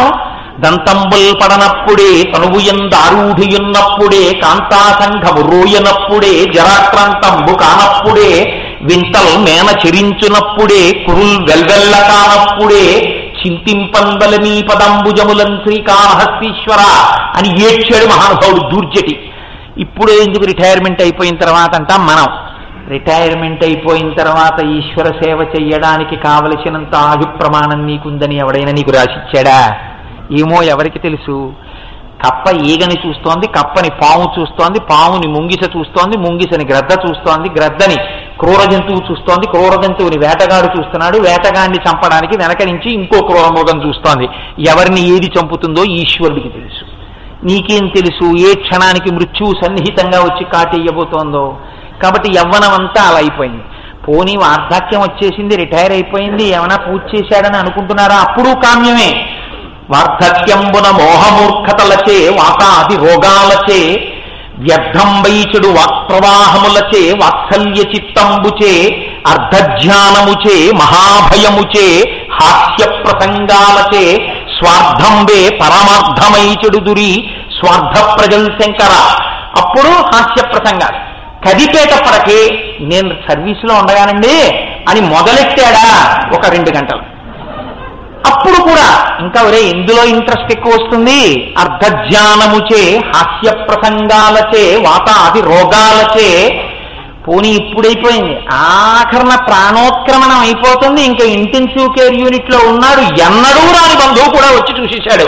సత్యం సత్యం పునఃసత్యం తనని వెళ్ళిపోతాను. వాడు వచ్చి చూశాడంటే, వాడు ఎప్పుడు వస్తాడంటే వెళ్ళిపోయేటప్పుడే వస్తాడు, బాంధవ్యంలో ఎప్పుడు రాడు. వాడు వచ్చేసాడు అద్దంలోంచి చూశాడంటే తను వెళ్ళిపోతున్నానని గుర్తు. పోను అప్పుడు చెప్తాడా? అంటే కాయము వీడి జీవుడతి కంపిత చిత్తతనేగుచుండవో నాయనయంచు ఎచ్చు నిజ నందన నందినులైన కాని కందోయిని భాష్పముల్ తొలుత దుఃఖ మహాంబుది సొత్సు పత్నియం కాయము వీడి రారు కదా చేసిన కర్మముత పుణ్యము తపశంకర. ఎవరు వస్తారు? నా సంసారం అన్నాడు, ఈవిడు రాదు. అయ్యో మా అబ్బాయి అన్నాడు, వాడు రాడు. స్నేహితులు రారు, ఐశ్వర్యం రాదు. ఏమొచ్చింది? ఆఖరికి కల్లరి బొమ్మయవు కాయంబునుల్లా నేనన్న ఇది కూడా రాదు. ఆఖరికి మీద కప్పిన బట్ట మీటి సాకలి పాలు పడుచు పెళ్ళామైన పరుల పాలు. ఏమిటి వీడు పట్టుకెళ్ళింది? ఏమీ లేదు. ఈ కామ్యము నిన్ను ఏమి చేసింది? తల్లి కడుపులో ప్రారంభమైన కోర్కె శ్మశానపు చితిమంటల వరకు కాల్చేసింది నిన్ను. ఆఖరణ 11వ రోజున జ్ఞాతులకు సుఖం కలగాలని ఆనందహోమం చేసేసి రుద్రభూమిలోంచి కొడుకు వెళ్ళిపోతాడు. అప్పుడు వెళ్ళిపోతాడు. గరుడ పురాణం చూస్తే ఏమిటి నువ్వు పట్టుకెళ్ళావు? దేనికోసం జీవితాన్నంతటినీ ఈశ్వరుడిచ్చిన మనుష్య శరీరాన్ని దేనికి ఉపయోగించావు? రాగస్వరూప పాశాఢ్య. అయితే అమ్మవారు చేస్తున్న పని ఇదే అండి? ఖచ్చితంగా ఇదే. అమ్మవారు మాయాస్వరూపిణి, మీకేం అనుమానం అక్కర్లా. ప్రార్థనా శ్లోకం అందుకే అలా ఉంది. సింధూరారుణ విగ్రహం త్రినయనాం మాణిక్య మౌళిస్ఫుర తారానాయక శేఖరాం స్మితముఖీం ఆపీనవచ్చౌరుహాం పాణిభ్యాం అళిపూర్ణతస్న చషకం రక్తోత్పలం బిభ్రతీం. ఆవిడ అనుగ్రహం లేదా? నువ్వు ఎప్పుడూ అమ్మా అని ఒక్కసారి పిలవలేదా? నీకు నామం రాదనకు. అమ్మవారి దగ్గరికి వెళితే నామం అక్కర్లా. శ్రీమాత అమ్మా అని పిలిస్తే చాలు, ఆవిడ పలుకుతుంది. నువ్వు ఎన్నడన్నావు అమ్మా అని ఆర్తితో జీవితంలో? ఎన్నడనలేదే. దూర్జడైతే గుండెలు బాదుకున్నాడు. అమ్మా అయ్యయటంతు ఎవ్వరిని నేనన్నం శివాని నేను సుమి నీమది తల్లిదండ్రుల తంతుం చూడగా బోపు నాకిన్నయి తల్లియు తండ్రియు గురువు నీవే కాక ఈ సంసార బంధంబులంత్రించు అని ప్రార్థన చేస్తాడు మహానుభావుడు. మాతాచ పార్వతీదేవి పితాదేవో మహేశ్వర బాంధవ శివభక్తాచ స్వదేశో భవనప్రయం అంటారు చంద్రభావత్పాదాచార్య స్వామి. కాబట్టి ఇప్పుడు ఏమైపోతోంది? రాగస్వరూప పాశాఢ్య. ఆవిడ అనుగ్రహానికి నువ్వు ప్రయత్నించినప్పుడు ఆవిడ యొక్క మాయ చేత నీవు సంసారమునందు కామముల యొక్క పుట్టగా నీ జీవితాన్ని పాడు చేసుకుంటున్నావు. రాగస్వరూప పాశాఢ్య క్రోధాకార అంకుశోజ్వల. ఇవి కట్లు. ఈ రాగాలన్నీ కామాలన్నీ. రెండోదోటి ఉంది, అది అంకుశం. అదేమిటది? క్రోధాకార అంకుశోజ్వల. రెండో దానికి వ్యతిరేకం మొదటి దానికి. అది కోరిక. కోరిక తీరితే నేను అనుకున్న లడ్డు తినేశాను అనుకోండి, అబ్బాయి ఎంత బాగుందో ఎంత బాగుందో ఎంత బాగుందో అంటాను. ఓ పాశం కట్టుకున్నానంటే ఇప్పుడు ఇది వాసనాబలం కింద నిలబడి అప్పుడప్పుడు అది అడ్డు తెమ్మంటుంటుంది మళ్ళీ మనస్సు. కాబట్టి ఇప్పుడు అది రాగస్వరూప పాశాఢ్య. అయా నాకు ఒక లడ్డూ పెట్టండి అని అడిగాను అనుకోండి, చీనోర్మీ నీకు పెట్టాం, షుగర్ ఉంది అన్నారు అనుకోండి, దేవుడి దేవుళ్ళు నాకేం లేదనుకోండి, అంటే లేదు కాబట్టి పెట్టమని కాదనుకోండి. కాబట్టి రాగస్వరూప పాశాఢ్య, అనుకున్న కోరిక తీరకపోతే క్రోధాకార అంకుశోజ్వల, ఇవి 2 అన్నదమ్ములు కవల పిల్లలు. వెంటనే వచ్చేదేమిటి, చూసావా దిక్కుమాలని నా కోరిక తీరకుండా చేసేసాడని చెప్పి ఇంకా వాడి మీద కోపం. మీరు ఎప్పుడైనా ఒక విషయం ఆలోచించండి, నేను ఒక వ్యక్తి మీద కోపం పెట్టుకున్నాను అనుకోండి, వాడు పట్టించుకోలేదనుకోండి నా కోపాన్ని, అంతకన్నా ప్రమాదం జీవితంలో ఇంకోటి లేదు. నేనేమో వాడిని చూసినప్పుడల్లా ఇలా వేళ్లు విరిచేసి మిటికలు విరిచేసి ఇలా కళ్ళు చిట్లించేసేసి అని పెరివిలు కదిపేసి తిట్టేసి చేస్తున్నాను, వాడేమో నవ్వేసి వెళ్ళిపోతున్నాడు. వాడు నేను ఇంత అవమానిస్తే పట్టించుకోడే అని ఇంకా కోపం ఎక్కువైపోతాను. వాడు నన్ను అలా తిడతానని ఏడిచేశాడు అనుకోండి, మీరు సంతోషపడిపోయి శిష్యమా నా తిట్లకి వాడు అలా అయిపోయాడు అనుకుంటారు. వాడు పట్టించుకోకపోతే పెద్ద ఉపద్రవమే. ఎందుకంటే మీరు తిడుతున్నారు, వాడు పట్టించుకోడు. వాడు ఆశీర్వచనం అని వెళ్ళిపోయాడు అనుకోండి, మీకు ఎంత మండిపోతుందో కడుపులో. ఇప్పుడు ఇదేమిటి, క్రోధాకార అంకుశోజ్వల. అంకుశం ఏనుగు యొక్క కుంభస్థలాన్ని ఎలా పొడుస్తుందో ఈ కోపం మిమ్మల్ని అలా పొడిచేస్తూ ఉంటుంది. వాడు చూసావా ఎలా చూశాడో అని లోపల కోప్పడిపోతూ ఉంటాడు. క్రోధాకార అంకుశోజ్వల మనోరూపేక్షుకోదండ. అమ్మవారి చేతిలో కింద చేతులలో ఉన్నటువంటి వేరొక ఆయుధం మనోరూపేక్షుకోదండ పంచతన్మాత్రశాయక. ఈ మనోరూపేక్షుకోదండ అంటే మీ మనస్సుని అమ్మవారు చేతుల్లో ఇక్షుదండం కింద పట్టుకుంటుంది. ఐక్షిషి పాశాంకుచధర హస్తాంతం విస్మయార్హ వృత్తాంతం అంటారు మూకపంచశతిలో మూకశంకరులు. చేతిలో చెరుకు విల్లు పట్టుకుంటుంది. చెరుకు విల్లు ఆపై నుంచి కొరికినా తీపే, కింద నుంచి కొరికినా తీపే, మధ్యలో కొరికినా తీపే. కానీ దాని తీపి అనుభవించడానికి అడ్డొచ్చి బాధ పెట్టేవి మాత్రం కణుపులు. ఆ కణుపులు ఎందుకండి అంటే ఉంటాయి, అవి తీసేస్తే తప్ప కొరికి దంతబలం ఉంటే తప్ప మిగిలిన తీపి మీరు అనుభవించలేరు.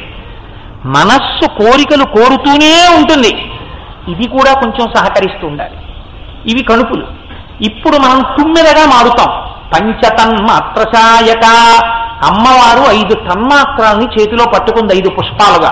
ఇవే మన్మధుడు పట్టుకుంటాడు, ఇవే అమ్మవారు పట్టుకుంటుంది. ఈ చెడ్డ పనులన్నీ అమ్మవారు చేస్తుంటే ఇంకెందుకండి ఈ లలితా సహస్రనామం? ఇక్కడే ఉంది అసలు కీలకం అంతా. ఇప్పుడు ఆవిడ మనోరూపేక్షుకోదండ, మీ మనస్సుని ఆవిడే పట్టుకుంది. పంచతన్మాత్రశాయక, 5 పుష్పబాణాలని ఆవిడే పట్టుకుంది, 5 పువ్వుల్ని. ఏమిటి 5 పువ్వులు?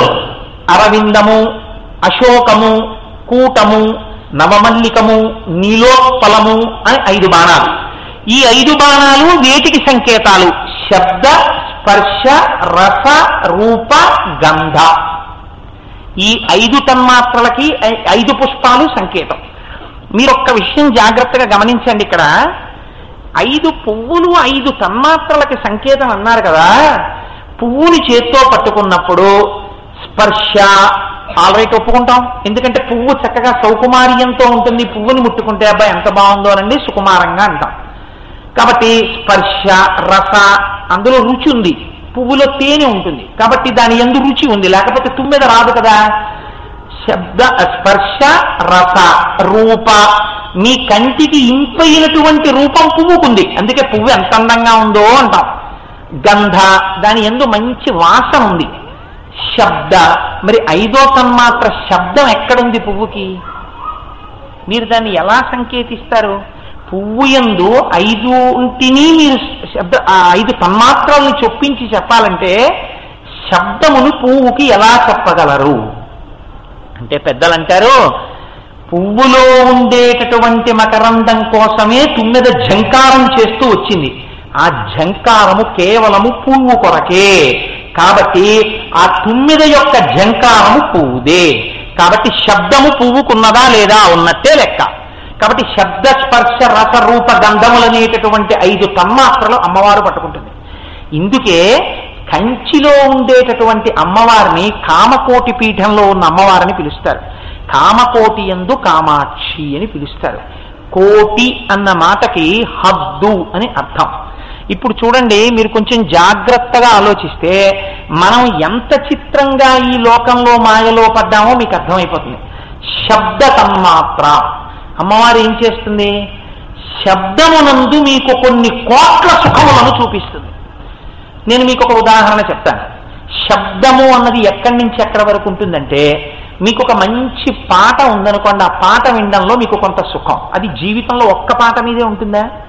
ఎన్నో పాటల మీద మీకు సుఖం ఉంటుంది. ఈ పాట వింటే ఆనందం, ఈ పాట వింటే ఆనందం. లేకపోతే 3-4 గంటలు మీరు పాటలు ఎలా పెట్టుకు వినగలుగుతున్నారు? కొన్ని మాటలు వింటుంటే ఆనందం, కొందరు చెప్తున్నవి వింటుంటే ఆనందం, కొందరితో మాట్లాడుతుంటే ఆనందం. వచ్చిరాని మాటలు మాట్లాడేటటువంటి పిల్లాడు ఎన్ని మాటలు తాత తాత అంటే అన్ని మాటలు ఆనందం. ఎన్ని కోట్ల ఆనందాలు శబ్దంలో ఉన్నాయి. ఒక్క శబ్దమునందున్న కొన్ని కోట్ల ఆనందం అనటావిడ కోటి, కామకోటి. ఇప్పుడు ఇన్ని కోర్కెలు ఈ శబ్దములలోంచి మీకు సుఖాన్ని ఇస్తున్నాయి. స్పర్శ. ఆఖరికి ఆ శబ్దం ఎక్కడి నుంచి ఎక్కడికి ఉంటుందండి?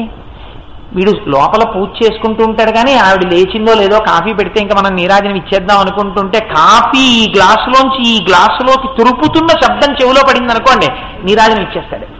అమ్మాయి ఆవిడ లేచింది, ఇంకా కాఫీ పెట్టేసింది, వెళ్ళిపోవచ్చు, పూజ పూర్తి చేసేయచ్చు. ఆ శబ్దము కూడా మీకు సుఖాన్ని ఇస్తోంది. కాబట్టి కామకోటి, శబ్దము వలన కొన్ని కోట్ల సుఖాలు. స్పర్శ. స్పర్శ ఎందు కొన్ని కోట్ల సుఖాలు.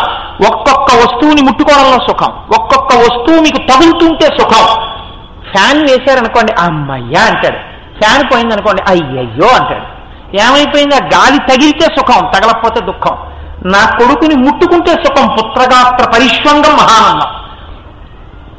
ఆ కొడుకు దెబ్బలాడి వెళ్ళిపోయాడు అనుకోండి, ఆ కొడుకు కనపడకపోతే, వాడిని ముట్టుకోకపోతే బాధ. ఎవరినో కొంతమందిని ముట్టుకోవడంలో ఆనందం. ఇవన్నీ ఏమైపోతున్నాయి? సుఖము.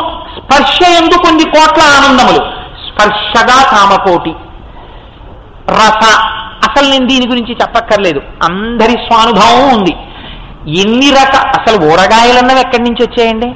ఇందులోంచే వచ్చాయి, ఈ తన్మాత్రలోంచే వచ్చాయి.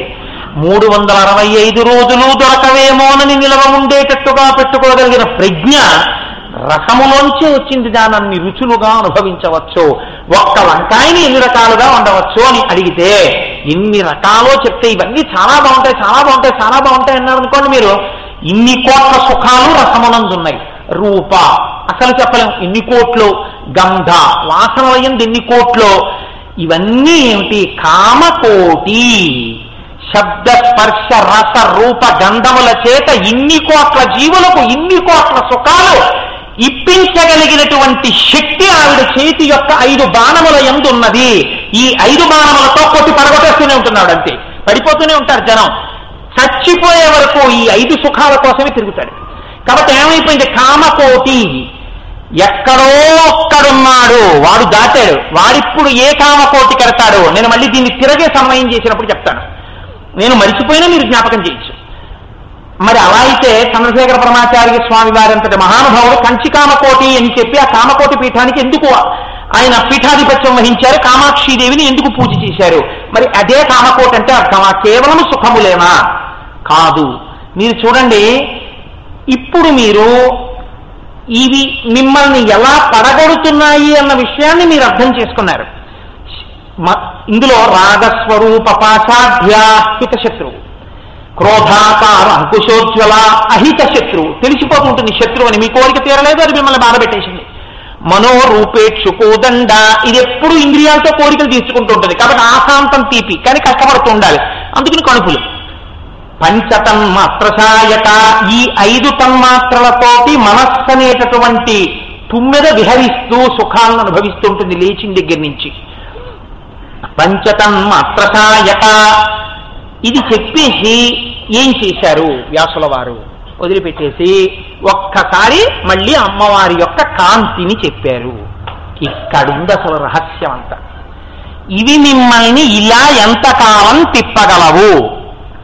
మీరు ఎప్పుడు అమ్మా అని ఏడవగలరో, అమ్మా అని పిలవగలరో, శ్రీమాత అని అమ్మనామని చెప్పగలరో, మిమ్మల్ని పడగొడుతున్న తన్మాత్రలేవో ఎప్పుడు మీకు అర్థమైపోతుందో అప్పటి వరకు మాత్రమే ఇవి మిమ్మల్ని పడగొట్టగలవు. అమ్మ అనుగ్రహించిందనడానికి గుర్తేమి? హురే నేను ఇన్నాళ్ళు కోరుకున్న సుఖాలు ఇవేరా అని మీకు అర్థమైపోతుంది ఒక రోజున. ఈ అర్థమైపోతే మీరేం చేస్తారు? కాదు కాదు, నా జన్మ యొక్క ప్రయోజనం వేరు, నేను ఈ మనుష్య శరీరంతో వచ్చినందుకు నేను అమ్మా అని పిలవగలను, మీకు అర్థమవుతుంది. ఇప్పుడు మీరేం చేస్తారు? దృష్టికోణం మారింది. శ్రీమాత, శ్రీ మహారాజ్ఞి, శ్రీమత్ సింహాసనేశ్వరి అని పిలిచారు. శ్రీమాత, శ్రీ మహారాజ్ఞి, శ్రీమత్ సింహాసనేశ్వరి అంటే అర్థం ఏమిటి? శ్రీమాత సృష్టికర్త, శ్రీ మహారాజ్ఞి స్థితికర్త, సింహాసనేశ్వరి సింహశబ్దం చేత హింస శబ్దం ప్రళయకర్త. కాబట్టి సృష్టికర్త, స్థితికర్త, ప్రళయకర్త మూడు ఎవరు? అంటే సృష్టికర్త, స్థితికర్త, ప్రళయకర్తగా ఒక్క అమ్మవారే ఎలా ఉంటుంది? చంద్రశేఖర బ్రహ్మాచార్య స్వామి వారు ఒక చోట చెప్తారు, అమ్మ తన కడుపుని గర్భాలయం చేసి లోపల పెరగడానికి తను తిన్న ఆహారాన్ని మీకు అందించి లోపల పెంచుతోంది. మీరు బయటికి వచ్చిన తర్వాత భర్తకైనా అన్నం పచనం చేసి పెడుతుందేమో, ఆకలేస్తోందంటే పిల్లవాడు ఏడిస్తే తన రక్తాన్ని పాలగా మార్చి పట్టేస్తోంది. కాబట్టి ఇప్పుడు అమ్మ సృష్టికర్త, పాలు పట్టినప్పుడు స్థితికర్త, అన్నం పెట్టినప్పుడు స్థితికర్త, మిమ్మల్ని రక్షించినప్పుడు స్థితికర్త. అమ్మ వంట చేసుకుంటూ మీరే ప్రమాదకరమైన వస్తువు పట్టుకుంటారో అని చూడడంలో స్థితికర్త. మీరు ఆ రోజు రాత్రి చుట్టాలు ఇంటికి వస్తే చుట్టాల పిల్లలతో కలిసి ఆడుకోవడంలో పడుకోవడానికి తొందరగా వెళ్ళకపోతే వీడు ఇలాగే నిద్రపోకుండా ఆడుకుంటూ ఉండిపోతే వీడికి వేడి చేసి రేపు దగ్గొస్తుందని అమ్మ మిమ్మల్ని కొట్టి పడుకోబెట్టినప్పుడు స్వల్పకాలిక ప్రళయానికి గురి చేసి మీకు నిద్రాకాలిక సుఖాన్నిచ్చి మీ ఇంద్రియములకు మళ్లీ పటుత్వమును అనుగ్రహించిన దయాస్వరూపిణి కర్త కనక ప్రళయకర్త. ఇప్పుడు ఒక్క అమ్మ సృష్టికర్త, స్థితికర్త, ప్రళయకర్త కాగలిగితే జగదంబ సృష్టికర్త, స్థితికర్త, ప్రళయకర్తగా మీకు బాధ అయితే మీకేమభ్యంతరము? కాబట్టి శ్రీమాత, శ్రీ మహారాజ్ఞి, శ్రీమత్ సింహాసనేశ్వరి ఆవిడ ఎక్కడ కనపడాలి? చిదగ్నికుండ సంభూత, ఇక్కడే కనపడాలి. కనబడితే మీ యందు రావలసిన మార్పేమి? రాగస్వరూప పాషాఢ్య. అమ్మ నేను వదిలించుకోలేకపోతున్నాను. ఇప్పుడు వచ్చింది లలితా సహస్రం. ఇక్కడ కాంతి, ఇప్పుడు అరుణ కాంతి, ఎర్ర కాంతి. ఈ ఎరుపు యొక్క గొప్పతనమేమి? ఎరుపు మీకు రెండు విషయాల్ని ద్యోతకం చేస్తుంది. ఎరుపు సృష్టిని చెప్తుంది, ఎరుపు చిట్ట చివరి స్థితిని చెప్తుంది. అందుకే సూర్యోదయం ఎరుపు, సూర్యాస్తమయం ఎరుపు, ఉండడం ఎరుపు. భవతి ఉన్నాడు, పుట్టినవాడు బ్రతికి ఉన్నాడు. ఆ రక్తవర్ణ, రక్తము ఎరుపు, రక్తమే జీవము.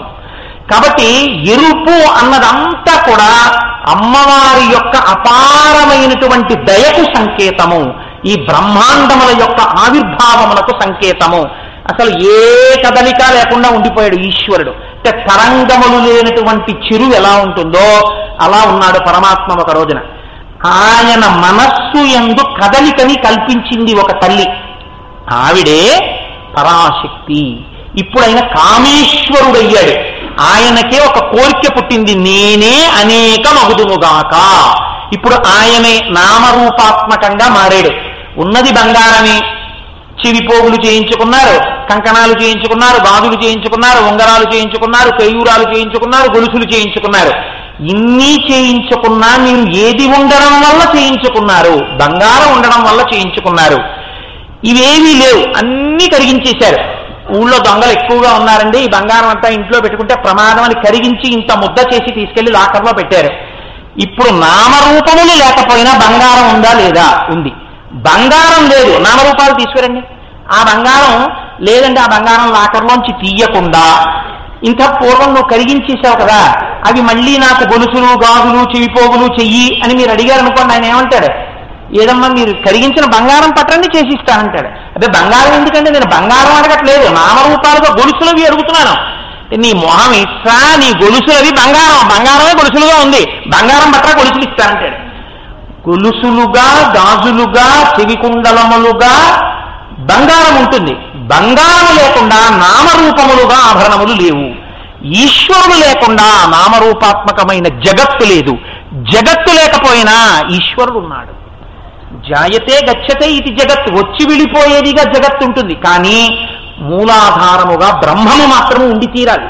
బ్రహ్మము లేకపోతే ఈ సృష్టి లేదు, స్థితి లేదు, లయం లేదు. కాబట్టి సముద్రములో కెరటం పుట్టింది, పెద్దదయింది. ఎక్కడ పుట్టింది కెరటం? సముద్రములోని నీరే కెరటం అయింది. అదే కొంత దూరం ప్రయాణం చేసింది. ఎవరు ప్రయాణం చేశారు? సముద్రపు నీరే కెరటంగా ప్రయాణం చేసింది. కెరటం విరిగి పడిపోయింది. ఎందులో కలిసిపోయింది? సముద్రంలోనే కలిసిపోయింది. సముద్రములోని కెరటము సముద్రమును స్తోత్రం చేస్తే నీకు అభ్యంతరమా? అభ్యంతరం లేదు. సముద్రములోని కెరటముగా ఉన్న నేను సముద్రాన్ని స్తోత్రం చేయడం, జ్ఞాని ఈశ్వరుణ్ణి స్తోత్రం చేయడం. అందుకని జ్ఞానము భక్తితో ఉంటుంది. అది కారణం. కాబట్టి ఇప్పుడు ఏమైంది అంటే, శ్రీమాత శ్రీ మహారాజ్ఞి శ్రీమత్ సింహాసనేశ్వరి ఇది తెలుసుకుంటే తను బ్రహ్మము నుండి ఎలా విడిపడ్డాడో, జీవుడనన్న భావం తనకు ఎలా కలిగిందో తెలిసింది. ఇప్పుడు విడతీసి సృష్టిగా నామరూపాలుగా చూపించింది అమ్మవారే. మళ్ళీ మిమ్మల్ని నామరూపాల స్థితి నుంచి ఈశ్వరుడిలోకి కలిపేది అమ్మవారే. అమ్మవారే ఇప్పుడు ఆవనికని పైకెత్తాలి. పైకెత్తేసి మాయ తీసేసి ఆవిడ మిమ్మల్ని తీసుకెళ్లి ఈశ్వరుల్లోకి కలిపేయాలి. కలిపేసేటటువంటి ప్రక్రియ మోక్షం. ఇది ఎరుపు, అమ్మవారి యొక్క అనుగ్రహం. విడతీసినప్పుడు, సృష్టి చేసినప్పుడు ఎరుపు, దాని యందు అమ్మవారి అనుగ్రహం ఉంది. మీరు వేరుగా లేరు, కానీ ప్రార్థన చేసి మళ్ళీ కలుస్తారు. ఏదో పిల్లవాడిని అమ్మ ఇంట్లో కూర్చోబెట్టి పక్కింటికి పేరంటానికి వెళ్ళింది. మీ అమ్మేదని ఏడుస్తున్నాడు పిల్లాడు. అక్కడే ఉన్న అమ్మమ్మ కోపం వచ్చింది, మీ అమ్మ ఊరెళ్ళిపోయిందండి. మీ అమ్మ రాదు 2 ఏళ్ల పాటు మీ అమ్మ ఊరెళ్ళిపోయిందండి. వీడు పెద్ద కీర్తన లంఘించుకుని తలగొట్టుకుని ఏడుస్తున్నాడు. ఏడుస్తుంటే అమ్మ పక్కింట్లోంచి పేరంటం అయిపోయి వచ్చింది. అయ్యో నాన్న ఎందుకంటే ఏడుస్తున్నావు అని ఎత్తుకుంది. ఎత్తుకునేటప్పటికీ పిల్లాడికి దుఃఖం అంతా పోయి అమ్మ మెడ పట్టేసుకుని అమ్మమ్మ దొంగ అన్నాడు. కాసేపు విడిపోయినటువంటి అమ్మని తిరిగి కలియడంలో ఉన్నటువంటి ఆనందాన్ని మీకు అనుభూతం చేసిన అమ్మలా కాసేపు మీకు జీవస్థితినిచ్చి అమ్మా అని పిలవగానే మళ్ళీ కలపగలిగినటువంటి శక్తిని కూడా ఆవిడే పొంది ఉన్నది. కాబట్టి ఆవిడ విడదీసినట్టుగా చెయ్యడం, మళ్ళీ కలపడం అన్న ప్రక్రియ చేయగలిగిన తల్లి కనుక సర్వారుణ ఆవిడ యొక్క ఆ ప్రేమయే ఎరుపు రంగు. అందుకే లలితాంబిక గురించి చెప్తే ఎరుపు రంగులోనే చెప్పాలి. కనుక ఇటువంటి తల్లి అనుగ్రహం ఇప్పుడు మీకు కలిగిందనుకోండి, ఏమవుతుంది? ఇత పూర్వం మిమ్మల్ని ఏం చేశాయి? రాగస్వరూప పాషాఢ్య. బాగా ఆలోచించండి. ఇందాక కామం ఉంది. ఆ కామముతో మీరు అనేక కోరికల్లో తిరిగారు. ఇప్పుడు కామం లేదని మీరు అనుకోకండి, ఇప్పుడు కామం ఉంటుంది. ఎలా ఉంటుందో తెలుసా అండి? ఇప్పుడు కామం ఎలా ఉంటుంది? కమలాక్షు నర్చించు కరములు శ్రీనాథు వర్ణించు జింహ సురరక్షకుని చూట్కులు శేషసాయికి మృక్కు చిరము విష్ణునాకర్ణించు వీనులు మధువైరిదవిలి మనము భగవంతు వలగొను పదములు పురుషోత్తముని మీది బుద్ధి దేవదేవుని చింతించు దినము చక్రహస్తుని ప్రకటించు చదువు కుంభి నీదవు చెప్పెడి గురుడు తండ్రి హరిజేరుమని ఎడి తండ్రి. మీరు ఒక విషయం బాగా ఆలోచించండి. ఇక్కడ కమలాక్షు నర్చించు కరములు. ఇంతకు ముందెప్పుడు మీ చేతులు భగవంతుని యొక్క ఆరాధన చెయ్యాలని తొందరపడలేదు. ఇప్పుడు మీరు రోజు అమ్మవారిని శ్రీమాత అని పిలవగా అమ్మవారి యొక్క అనుగ్రహం కలిగితే చేతులు స్వతంత్రంగా వెళ్ళిపోయి మాకు పూజ చేసుకుందాం అనిపిస్తోందని చెప్పి మీరు పేపర్ చదువుకుందాం అనుకుంటే చేతులు ఊడి వెళ్ళిపోయి పూజా మందిరంలో పూజ చేస్తాయా? కమలాక్షు నర్చించు కరములు అండంలో ప్రహ్లాదుడు ఏ చేతులు శరీరము నుండి విడివిడి వెళ్ళిపోయి వెళ్ళి శ్రీమన్నారాయణుణ్ణి పూజ చేస్తున్నాయో అన్నది ఆయన భావన కాదు. మీరు బాగా గుర్తుపెట్టుకోండి. ఇతపూర్వం మీ మనస్సు దేని యందు ఉత్సాహాన్ని పొంది ఉంది అంటే, ఎంత తొందరగా నిద్ర లేచి ఓ కప్పు కాఫీ తాగుదాం, ముందు పేపర్ అంతా చదివేయాలి, సంపాదకీయం చదివేయాలి, రెండో పేపర్ కూడా చదివేయాలి, 2 పేపర్లు చదివేసిన తర్వాత మళ్ళీ ఒకసారి టీవీలో లేటెస్ట్ న్యూస్ ఏమిటో వినాలి. ఇవన్నీ అయిపోయిన తర్వాత స్నానం చెయ్యాలి కాబట్టి చెయ్యాలి. స్నానం చేయడం అయిపోయిన తర్వాత టిఫిన్ తినేశాక టచ్ చేసుకుని ఆఫీస్కి వెళ్ళిపోవడం. ఇంతే పూర్వం. ఇప్పుడు ఏది మారింది?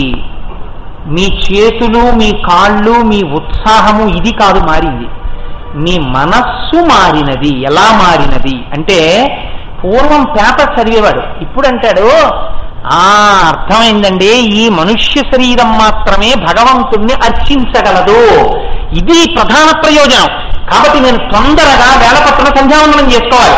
కాబట్టి ఇప్పుడు ఏం చేస్తాడు, లేవగానే ముందు స్నానం చేసి పూజా మందిరంలోకి వెళ్ళి కూర్చుని ఎంత తొందరగా సంధ్యావందనం చేసుకుందాం, ఎంత తొందరగా పూజ చేద్దాం. ఇప్పుడు మనస్సు తొందరపడుతోంది కాబట్టి చేతులు ఏం చేస్తాయి, రోజు ఇంతకు ముందు శ్రీరామ రామ రామే చిరమే రామే మనోరమే సహస్రనామ తస్తుల్యం రామనామ వరాన్నే అయిపోయింది సహస్రం అనేవాడు.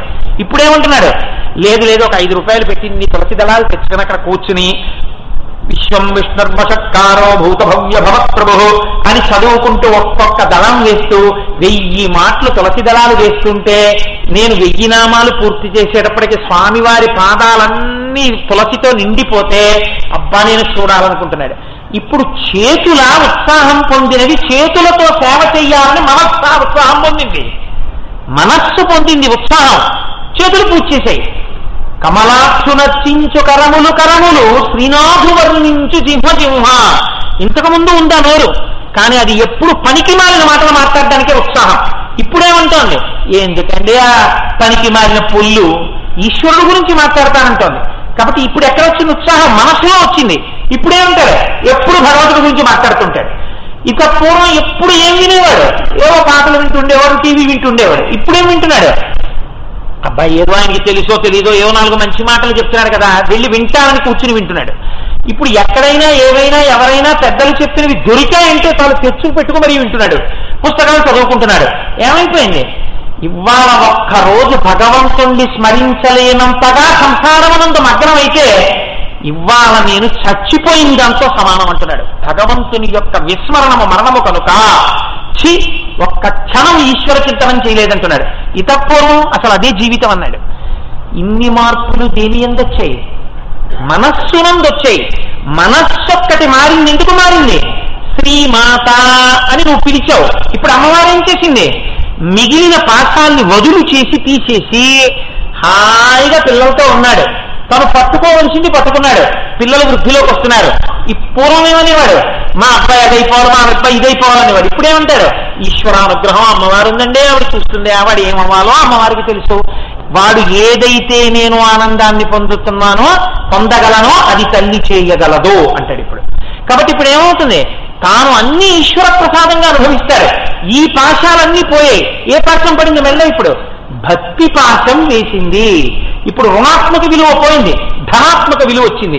ఇప్పుడు రాగస్వరూప పాశాఢ్య ఏ రాగం పడింది, ఇప్పుడు ఈశ్వరుని యందు ప్రీతి అన్న రాగం పడిపోయింది. ఇప్పుడు మాట్లాడితే భగవంతుడి గురించి, చూస్తే ఎంత అందమండి మా అమ్మది, నిజంగా ఆ ఒక్క కాలు ఇలా కిందకి చాపి కూర్చుంటే ఏ కన్యం చనతిచ్చమమ్మ పరంచ ఆకుంచ పాదాంబుజం మధ్యే విష్టర పుండరీక మభయం విన్యస్య హస్తాంబుజం త్వాం పశ్యేమ నిషేదుషీం ప్రతికలం తరుణ్యకులంకష స్పారాపాంగతరంగమంబ మధురం ముగ్ధం ముఖం బిభ్రతీం అంటారు పరాశర భట్టారుల త్రిగుణరత్న కోశంలో.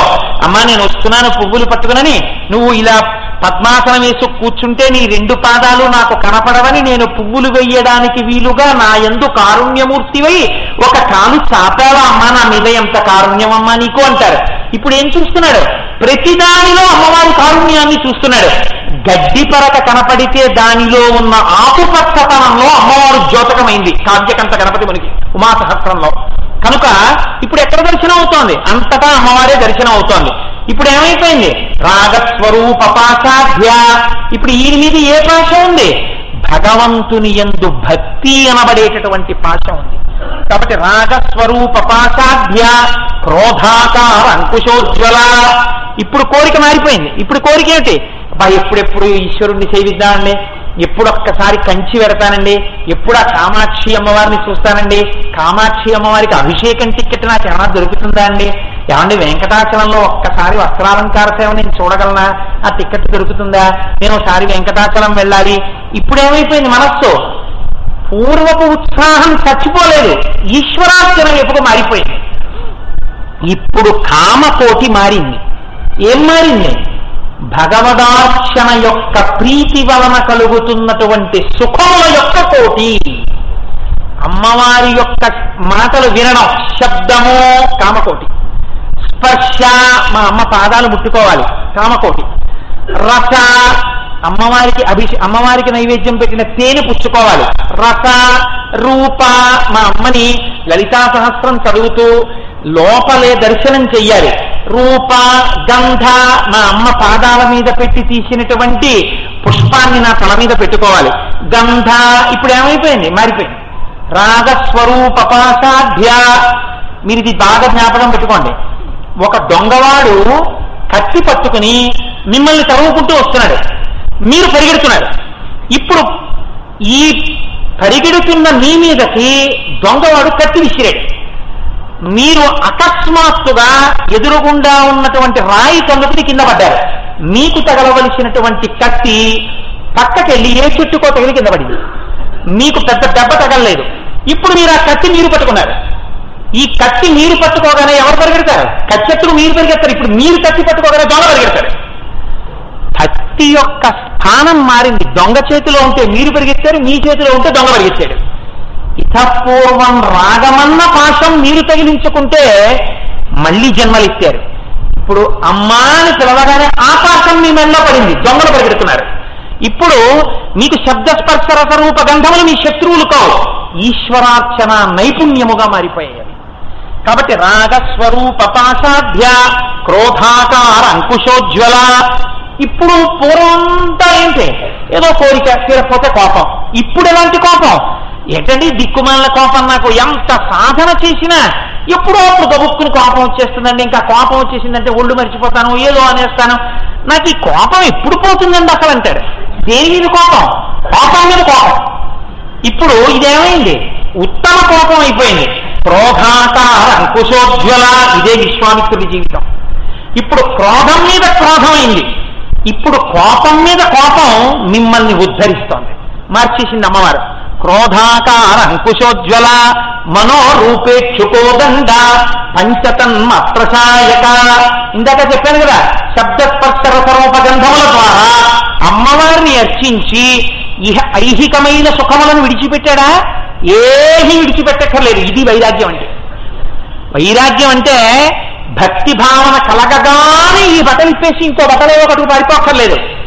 గాలి ఉందండి, ఆ గాలి అలా వెళ్ళిపోతున్నప్పుడు పుష్పముల మీదకి వెళ్ళింది, మంచి సుగంధం అబ్బింది దానికి. గాలి పరవశించిపోయి నేను ఇంకెక్కడికి వెళ్ళండి, పువ్వుల మీద ఉంటాను అంటాం, వెళ్ళిపోతుంది. కాసేపటికి అశుద్ధం మీదకి వెళ్ళింది. కంపన్నారు ఎవరు, అయ్యో దిక్కుమాలింది, దీని మీదకి వెళ్ళడం వల్లే నాకు ఇంత అయోగ్యత కలిగిందని గాలి బెంగపెట్టుకుంటుందా? వెళ్ళిపోతుంది. దేని మీదగా వెడుతున్నప్పుడు దేని సంగము తనకి కలిగినా ఆ సంగము వలన సుఖమును దుఃఖమును పొందక అన్నిటినీ స్పృశిస్తూ వెళ్ళిపోయినటువంటి గాలికి ఎలా అపవిత్రత కలగలేదో అలా సంసారమునందున్న సమస్త సుఖ దుఃఖములకు నీవు సాక్షిగా ఉంటే నీది వైరాగ్యము, అది పూర్ణ వైరాగ్యం. ఇప్పుడు లోకుల్నంగని మెచ్చని అలుగని లోలోన నిందించని చీకాకుండని మహత్పుడమని జేలొగ్గని మూకీభావమునం తిట్టని త్రోయని నీ కారుణ్యము కలిగి ఉండినను అంతే చాలునో శంకర, ఇది వైరాగ్యం. ఇప్పుడు ఇటువంటి వైరాగ్య భావన ఏర్పడింది. ఈ వైరాగ్య భావనతో కూడినటువంటి భక్తి జ్ఞానావిర్భావమునకు కారణము. అది ఎప్పుడు జ్ఞానముగా మారుతుంది? నీకు నాకు తెలియవలసిన అవసరము లేదు. దీని గురించే దయానంద సరస్వతి మహారాజ్ ఒక మాట చెప్తారు. మీరు ఒక కుక్కర్ తెచ్చుకున్నారు, కుక్కర్ తెచ్చుకుని అందులో బియ్యం పోశారు, ఆ బియ్యం కడిగారు, నీళ్లు పోశారు, జాగ్రత్తగా దానికి గ్యాస్కెట్ పెట్టారు, ఆ మూత పెట్టారు, బిగించారు, బాగా మూత స్థిరంగా ఉందో లేదో చూశారు, దాని మీద వెయిట్ పెట్టారు, అన్ని విధాలుగాను కుక్కర్ సిద్ధంగా ఉంది, స్టవ్ మీద పెట్టారు, స్టవ్ వెలిగించడం మర్చిపోయారు. ఒక అరగంట అయిన తర్వాత వచ్చి అన్నం ఉడకలేదే అనుకున్నారు. అరే రే స్టవ్ పెట్టడం మర్చిపోయాను రా అన్నారు. ఇన్ని ఉన్నా లోపల ఉన్న ప్రతి బియ్యపు గింజ అన్నముగా మారడానికి ఏది ప్రధానముగా ఉండాలి? అగ్నిహోత్రం ఉండాలి. అగ్నిహోత్రము అనబడేటటువంటి ప్రధానమైనటువంటి జ్వాల మీద కూర్చోడానికి మీరు ముందు కుక్కర్ తేవాలి, గ్యాస్కెట్ తేవాలి, మూత తేవాలి, వెయిట్ తేవాలి, బియ్యం తేవాలి, నీళ్లు తేవాలి, అన్ని ఇందులో పొయ్యాలి, అగ్ని మీద పెట్టాలి. ఇవన్నీ ఉన్నా అగ్ని లేకపోతే అన్నం రాదు. ఇవన్నీ లేకపోయినా కుక్కర్ లేదు, గిన్నె ఉంది, పర్వాలేదు అన్నం వండుకోవచ్చు. అంత మంచి నీళ్లు కావు, మినరల్ వాటర్ కాదు, నూతిలో నీళ్లు, పర్వాలేదు అన్నం వండుకోవచ్చు. అగ్ని లేదు, ఉప్పుని ఊతాను వేడిగాలంటే అన్నం ఉడకదు. ఇవన్నీ ఏమిటి? చిత్తశుద్ధి కొరకు మీరు చేసే కర్మలు. ఈ భక్తి వైరాగ్యములు చిట్ట చివరికి జ్ఞానమనేటటువంటి అగ్నిహోత్రం మీద కాలితే ఏ క్షణంలో లోపల ఉన్న ప్రతి బియ్యపు గింజ అన్నం మెతుకుగా మారిపోయిందో మీకు తెలియాలా? తెలియక్కర్లేదు. మీకు ఒక పెద్ద నమ్మకం, నేను కుక్కరు గ్యాస్ స్టవ్ మీద పెట్టానంటే బియ్యం అన్నం అయి తీరుతాయి. ఎలా అన్నం అయి ఉంటాయో, అన్నం అయిందో లేదో, 1 గంటకి లంచ్ బ్రేక్ లో వచ్చేటప్పటికి అన్నం ఉండకుండా బియ్యమే ఉంటే అని మళ్ళీ మీరు విప్పి చూసి ఏమో అడుగున బియ్యం ఉండిపోయామేమో అని అన్నం అంతా తిరగేసి చూస్తామేంటి? అలా పెట్టేసి వెళ్ళిపోతామంటే స్టవ్ కట్టేసి 3 కూతలు కుయ్యగాని. అలా భక్తితో కూడినటువంటి కర్మాచరణము రాగస్వరూప పాశాఢ్య భక్తి పాశములుగా, క్రోధాకారాంకుశోజ్వల కోపము మీద కోపముగా మారితే, మనస్సు పంచతన్మాత్రలు ఈశ్వరాభిముఖమైతే ఇవి జ్ఞానము కలగడానికి హేతువులవుతాయి. ఈ జ్ఞానమే పునరావృత్తి రహిత శాశ్వత శివ సాయుధ్య స్థితిని పొందిస్తుంది. ఇప్పుడు మీరు ఎటు వెళ్ళాలి? ఈ సేవలన్నీ చేస్తే అజ్ఞానం పోవడమే జ్ఞానం కలగడం. ఈ అజ్ఞానం పోవడం ఎలా? అజ్ఞానం పోవడం అంటే చీకటిగా ఉన్నది నల్లటిది పోవడం. నల్లటిది పోగొట్టడానికి సాధారణంగా చీకటి పోవడానికి వెలుతురు రావాలి, నల్లటిది పోగొట్టడానికి నల్లటిది పనికిరాదు. ఒక్క శాస్త్రంలో మాత్రం ఒక నల్లటి దాన్ని ధ్యానం చేస్తే నల్లటి అజ్ఞానం పోతోంది. అటువంటిదేది సృష్టిలో? ఒక్క అమ్మవారి కబరీబంధమే. ఎందుకని?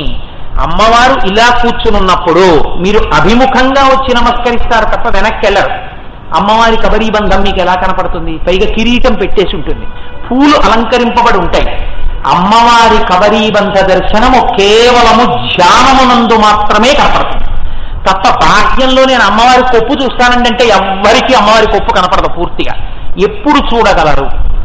మీరు ధ్యానమునందు చూడగలరు. ధ్యానమునందు అమ్మవారి నల్లటి కొప్పు ఎలా ఉంటుందో మీరు చూడగలిగితే ఒక రహస్యం ఉంది. మీరు కంటితో చూడడం మొదలెడితే మీకు తెలియకుండానే దాని సువాసనలు మీ ముక్కులోకి కూడా పెడతాయి. ఇది ఒక ఉపాసన రహస్యంగా చెప్తారు పెద్దలు.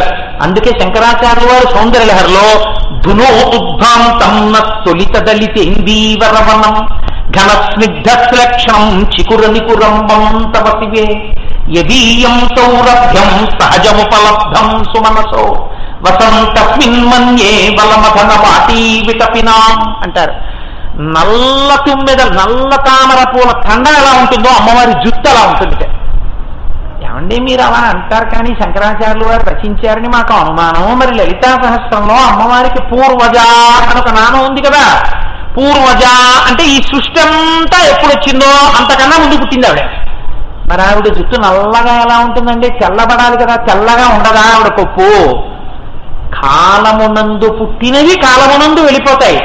కాలమావిడిని ఏమీ చేయలేదనడానికి గుర్తు పాతంక యుగలీభూత తపనోడుపమండల. కాలము సూర్యచంద్రుల యొక్క నడకలో వెడుతుంది. అటువంటి సూర్యచంద్రులు ఆవిడ కర్ణాభరణములు. ఇంకా ఆవిడ కాలమును ఆవిడ శాసిస్తోందా? ఆవిడ్ని కాలం శాసిస్తుందా? ఆవిడ కాలమునకు లొంగదందుకుని ఆవిడ జుట్టు తెల్లబడదు. ఇప్పుడు మీకు నల్ల జుట్టు చూడగానే ఆవిడ కాలాతీతురాలు, ధ్యానమునందు జ్యోతకం అవ్వాలి. ఇలా మీరు ధ్యానమునందు చూస్తుంటే అమ్మవారి కబరీబంధం మీకు నల్లటి కబరీబంధం పువ్వులతో ఎప్పుడు ఇక్కడ కనపడిందో కనపడినదని గుర్తు. మీ ఒక్కరికే ఆ వాసన ముక్కులో తగలాలి. వాసన అన్నది అక్కడ ఉన్నప్పుడు యోగ్యతాయోగ్యతను చూడకుండా అందరికీ తెలుస్తుంది మంచి వాసన వస్తోందని. ధ్యానమునందు అమ్మవారి కబరీబంధ దర్శనమైన వారికి మాత్రమే అమ్మవారి కబరీబంధం యొక్క సువాసన తెలుస్తుంది. అంటే ఏమైంది? నల్లటి కొప్పు దర్శనం నల్లటి అజ్ఞానాన్ని తీసేసింది, జ్ఞానము ఆవిర్భవించింది. జ్ఞానావిర్భావమునకు ముందే ఉండాలి చిత్తశుద్ధిని ఏర్పరిచేటటువంటి భక్తితో కూడిన కర్మలు ఉండాలి.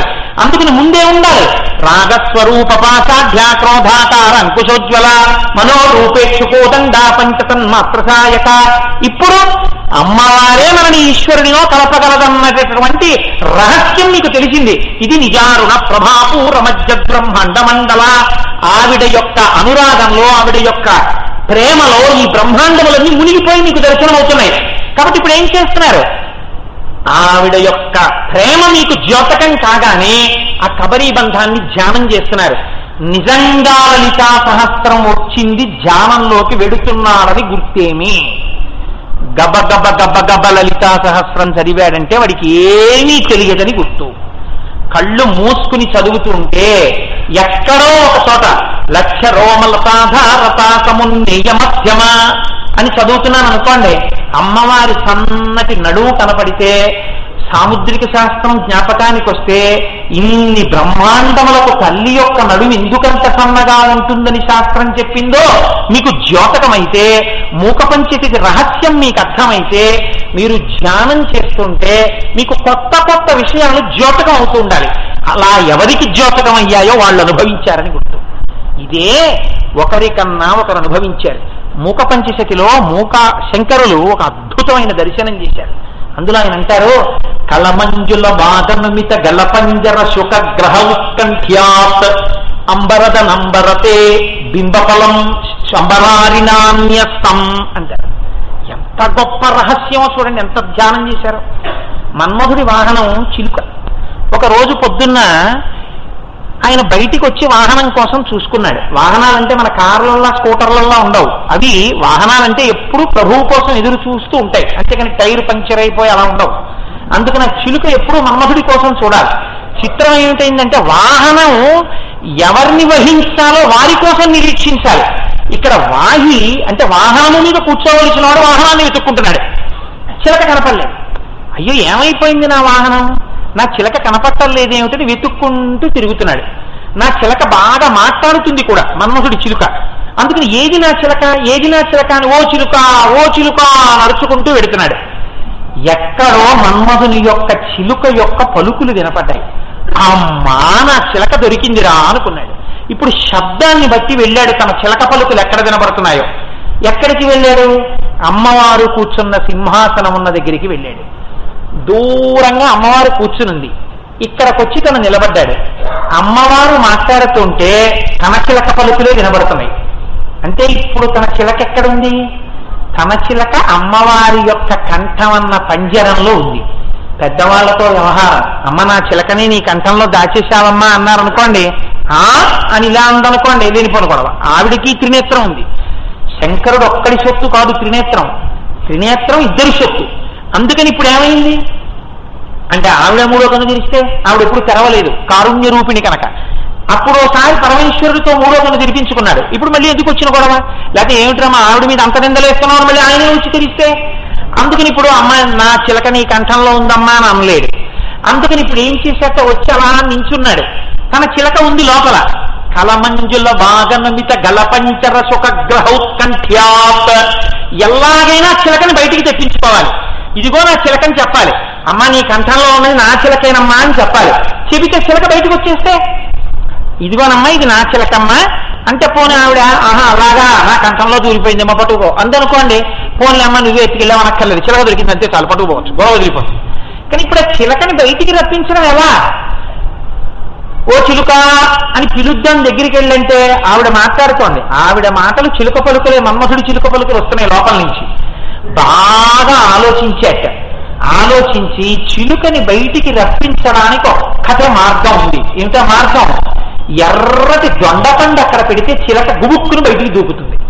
అమ్మా కలమంజుల వాగనుమిత గలపంచర సుఖగ్రహౌత్కంఠ్యాత్. ఎలాగైనా నీ కంఠంలోనే తన చిలక ఉంది కాబట్టి తన చిలక పలుకల వలన మాత్రమే ఇంతటి మాధుర్యముతో కూడిన మాటలు వినబడుతున్నాయని అనుమానం ఉన్నటువంటి మన్మధుడు నీ మీద నేరారోపణ చేసే ధైర్యం లేక ఎర్రదొండ పండు తీసుకొచ్చి అక్కడ పెడితే చిలక బయటికి వస్తుందని ఒక ఎర్రదొండ పండు పెట్టాడమ్మా, అదే నీ కింది పెదవి అన్నారు మూకశంకరులు. అంటే ఎంత దర్శనం చేశారు చూడండి. మామూలుగా మనం చదివేస్తాం, కానీ ఆయన మహానుభావుడు అమ్మవారి అధరం మీద అమ్మవారి కంఠంలోంచి వచ్చే మాట మీద ఇన్ని విషయాల్ని దర్శనం చేసి పొంగిపోయాడు. శివ శివ పశ్యంతి సమం శ్రీ కామాక్షీ కటాక్షితా పురుష విపినం భువనం అమిత్రమిత్రం లోష్టంచ యువతి బింబోష్టం అని అమ్మవారి అనుగ్రహం పొందిన వాళ్ళు ఎంత సమవర్తులై ఉంటారో, వాళ్ళు దేనికి ఎలా లొంగలో, ఎలా ద్వంద్వాతీతులవుతారో చూపిస్తారు ముఖశంకరులు. కాబట్టి మీరు ధ్యానమునందు ద్యోతకం అవ్వాలి. ఇప్పుడు ఈ ధ్యానము చేస్తే మీకు కబరీబంధ దర్శనము ఏదో ఒకనాడు అయిందనుకోండి, కుక్కర్ కోతేసేసిందని గుర్తు. కబరీబంధ దర్శనం అయిపోయిందంటే మీరు చేసిన చిత్తశుద్ధితో కూడిన కర్మలు మోక్షమునకు హేతువయ్యాయని గుర్తు. చాలా బాగుందండి, ఎంత తేలిగ్గా చెప్పేశారంటే ఇవన్నీ మీరే అనుభవించినట్టు చెప్పేశారు. చాలా బాగుంది. కానీ మనస్సన్నదుందే అది అంత తేలికగా దొరుకుతుందా? మీరు పూజకి వెళ్ళి కూర్చుని ఓం నిధనపతయే నమః ఉంటుంది, ఓం నిధనపతాంతికాయ నమః అనగానే కాకినాడ వెళ్ళగానే ముందు ఫోన్ చేసి ఆయనతో మాట్లాడాలి, వెళ్ళిపోయింది. చేతికి చెప్పేస్తుంది, నోటికి చెప్పేస్తుంది, ఈ రెండు చేస్తుంటే తను వెళ్ళిపోతుంది. మరి ఎలా నిగ్రహించడం? ఇది ఒక్కటి చెప్పి నేను నా ఉపన్యాసాన్ని పూర్తి చేస్తాను. ఇందులో మహానుభావుడు వ్యాస భగవానుడు మనకి చెప్పినటువంటి నామాలలో అంతర్లీనముగా ఒక రహస్యం ఉంది. మీరు గమనించండి. ఒకటో మార్గం నయితి నయితి నయితి నయితి నయితి అంటూ మీరు జ్ఞాన మార్గములో ప్రవేశించడం. ఇది గురువుల యొక్క అనుగ్రహం ఉండాలి. గురువు పక్కన కూర్చోవాలి, మీకు తత్వబోధ చేస్తూ ఉండాలి, మీరు తత్వమును విచారణ చేస్తూ ఉండాలి. విచారణ చెయ్యగా చెయ్యగా చెయ్యగా చెయ్యగా ఉండిపోయిన వస్తువేదో, ఏది సత్య వస్తువో దాన్ని మీరు పట్టుకోగలగాలి. పట్టుకుని పూనికతో నిలబడాలి, దాని దర్శనములు పొందాలి, దాని అనుభవములు పొందాలి. అది అపరోక్షానుభూతిగా మారాలి. మారితే ఆత్మదర్శనం. ఇంత ప్రక్రియ ఎలా కుదురుతుందండి? ఇది అందరూ చెయ్యగలిగిన మార్గం కాదే, అందరూ అలా రాలేరే. మీకు నేను ఒక ఉదాహరణ చెప్తాను. ఇప్పుడు నేను సికింద్రాబాద్ రైల్వే స్టేషన్కి వచ్చిన తర్వాత అయ్యా అమీర్పేట కళ్యాణ మండపంలో నా ఉపన్యాసం పెట్టారన్నారు కదా, దానికి ఎలా వెళ్ళాలండి అని అడిగాను అనుకోండి, వెంటనే మోహన్ రావు అయ్యా మీకు ఒక కారు పెట్టామండి, మీరు ఆ కారులో ఎక్కి కూర్చుంటే చాలు, మీరేం చేయక్కర్లేదు. దానికి డ్రైవర్ ఉందా, ఆయన తీసుకెళ్తారు. మళ్ళీ మేము కనపడినప్పుడు దిగండి అంటే దిగిపోతే చాలు, కారు బాగుంది వెళ్ళిపోతాను ఇలాగే ఎక్కి వెళ్ళి అనకుండా దిగాలి. మీరు దిగి చెప్తే చాలు అన్నారనుకోండి, బాగుంది, వెల్ అండ్ గుడ్. తేలిక మార్గం. ఉదాహరణకు ఆయన కోటేశ్వరారు మీరు భోజనం చేసేగానే ఓసారి స్నానం చేసేసి మీరు ఉన్న గచ్చిబౌలికి యువతలకు వస్తే సెంట్రల్ యూనివర్సిటీ ఆఫ్ హైదరాబాద్ పక్కన ఒక పెద్ద బండరా ఉంటుంది. మీరు మీ తమ్ముడు కలిసి పక్కకి తోసేస్తే ఓ సొరంగం ఉంటుంది. ఆ సొరంగంలోంచి మీరు లైట్ ఏదైనా వేసుకుంటూ జాగ్రత్తగా భయపడకుండా గబ్బిలాయలు ఇవి తోసేస్తూ మీరు వస్తే అమీర్పేట కళ్యాణ మండపం వెనకాల ఉన్నటువంటి ఒక గోతిలోకి వస్తుంది. మీరు అందులోంచి పైకెక్కేస్తే ఖచ్చితంగా పావుతొక్కు వారికి కళ్యాణ మండపానికి వచ్చేస్తారు. ఆ దారిలో ఎవ్వరూ ఉండరు, మీరు ఒక్కరే వస్తారన్నారు అనుకోండి. ఇప్పుడు నాకు ఏది తేలిక? మీరు ఆలోచించండి. ఇది కూడా మార్గమే, నేను కాదన్నా. కానీ నయితి నయితి నయితి అంత తేలికేం కాదు. లేకపోతే కుండలిని గురించి అసలు నువ్వు సభాముఖంగా మాట్లాడక పాడి చేసేస్తావు జనాన్ని అన్నారు చంద్రశేఖర పరమాచార్య. నువ్వెవరివి, నీకెక్కడుంది అధికారం అని అడిగారు. షట్చక్ర భేదనం గురించి మాట్లాడితే సర్టెన్ థింగ్స్ శ్రీ విద్యలో సభాముఖంగా మాట్లాడవద్దు హెచ్చరిక చేశారు. షట్చక్రముల పేరెత్తకు వేదికల మీద నువ్వని చెప్పారు. నీ ఇష్టం వచ్చినట్టు పుస్తకాల్లో రాయిద్దని హెచ్చరిక చేశారు. సబ్బనుకున్నావా, తీర్థిష్ట అనుకున్నావా షట్చక్రాల గురించి రాయడానికి? తెలియక ఎవడైనా ఉపాసన చేస్తే పాడైపోతాడయా. గురువుండి చేయించాలి పక్కన. శ్రీ విద్యోపాసన అందరూ చేయలేరు. సొరంగ మార్గంలో రావడం అందరూ చేయగలరా? అంత దానికన్నా కొంచెం ప్రమాదం తక్కువైనా నయితి నయితి కూడా అంతే. మోహన్ రావు మీరు వచ్చి తీసుకెళ్ళండి ఆ సొరంగంలోంచి, మీకు తెలుసు కాబట్టి మీరు చెప్పారు కాబట్టి అన్నాను అనుకోండి, ఆయన వస్తే పర్వాలేదు రావచ్చు, ఎందుకంటే బాగా తెలుసు కాబట్టి. అలా నయితి నయితి కూడా అంత తేలిక కదండి. మీరు నయితి అనగానే భార్య దగ్గరకు పిల్లల దగ్గరికి వెళ్ళిపోతుంది మనస్సు.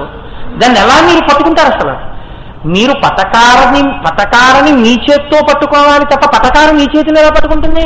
పట్టుకోలేదు. మనస్సుని పట్టుకోవడం అంటే అంత తేలిక కాదండి.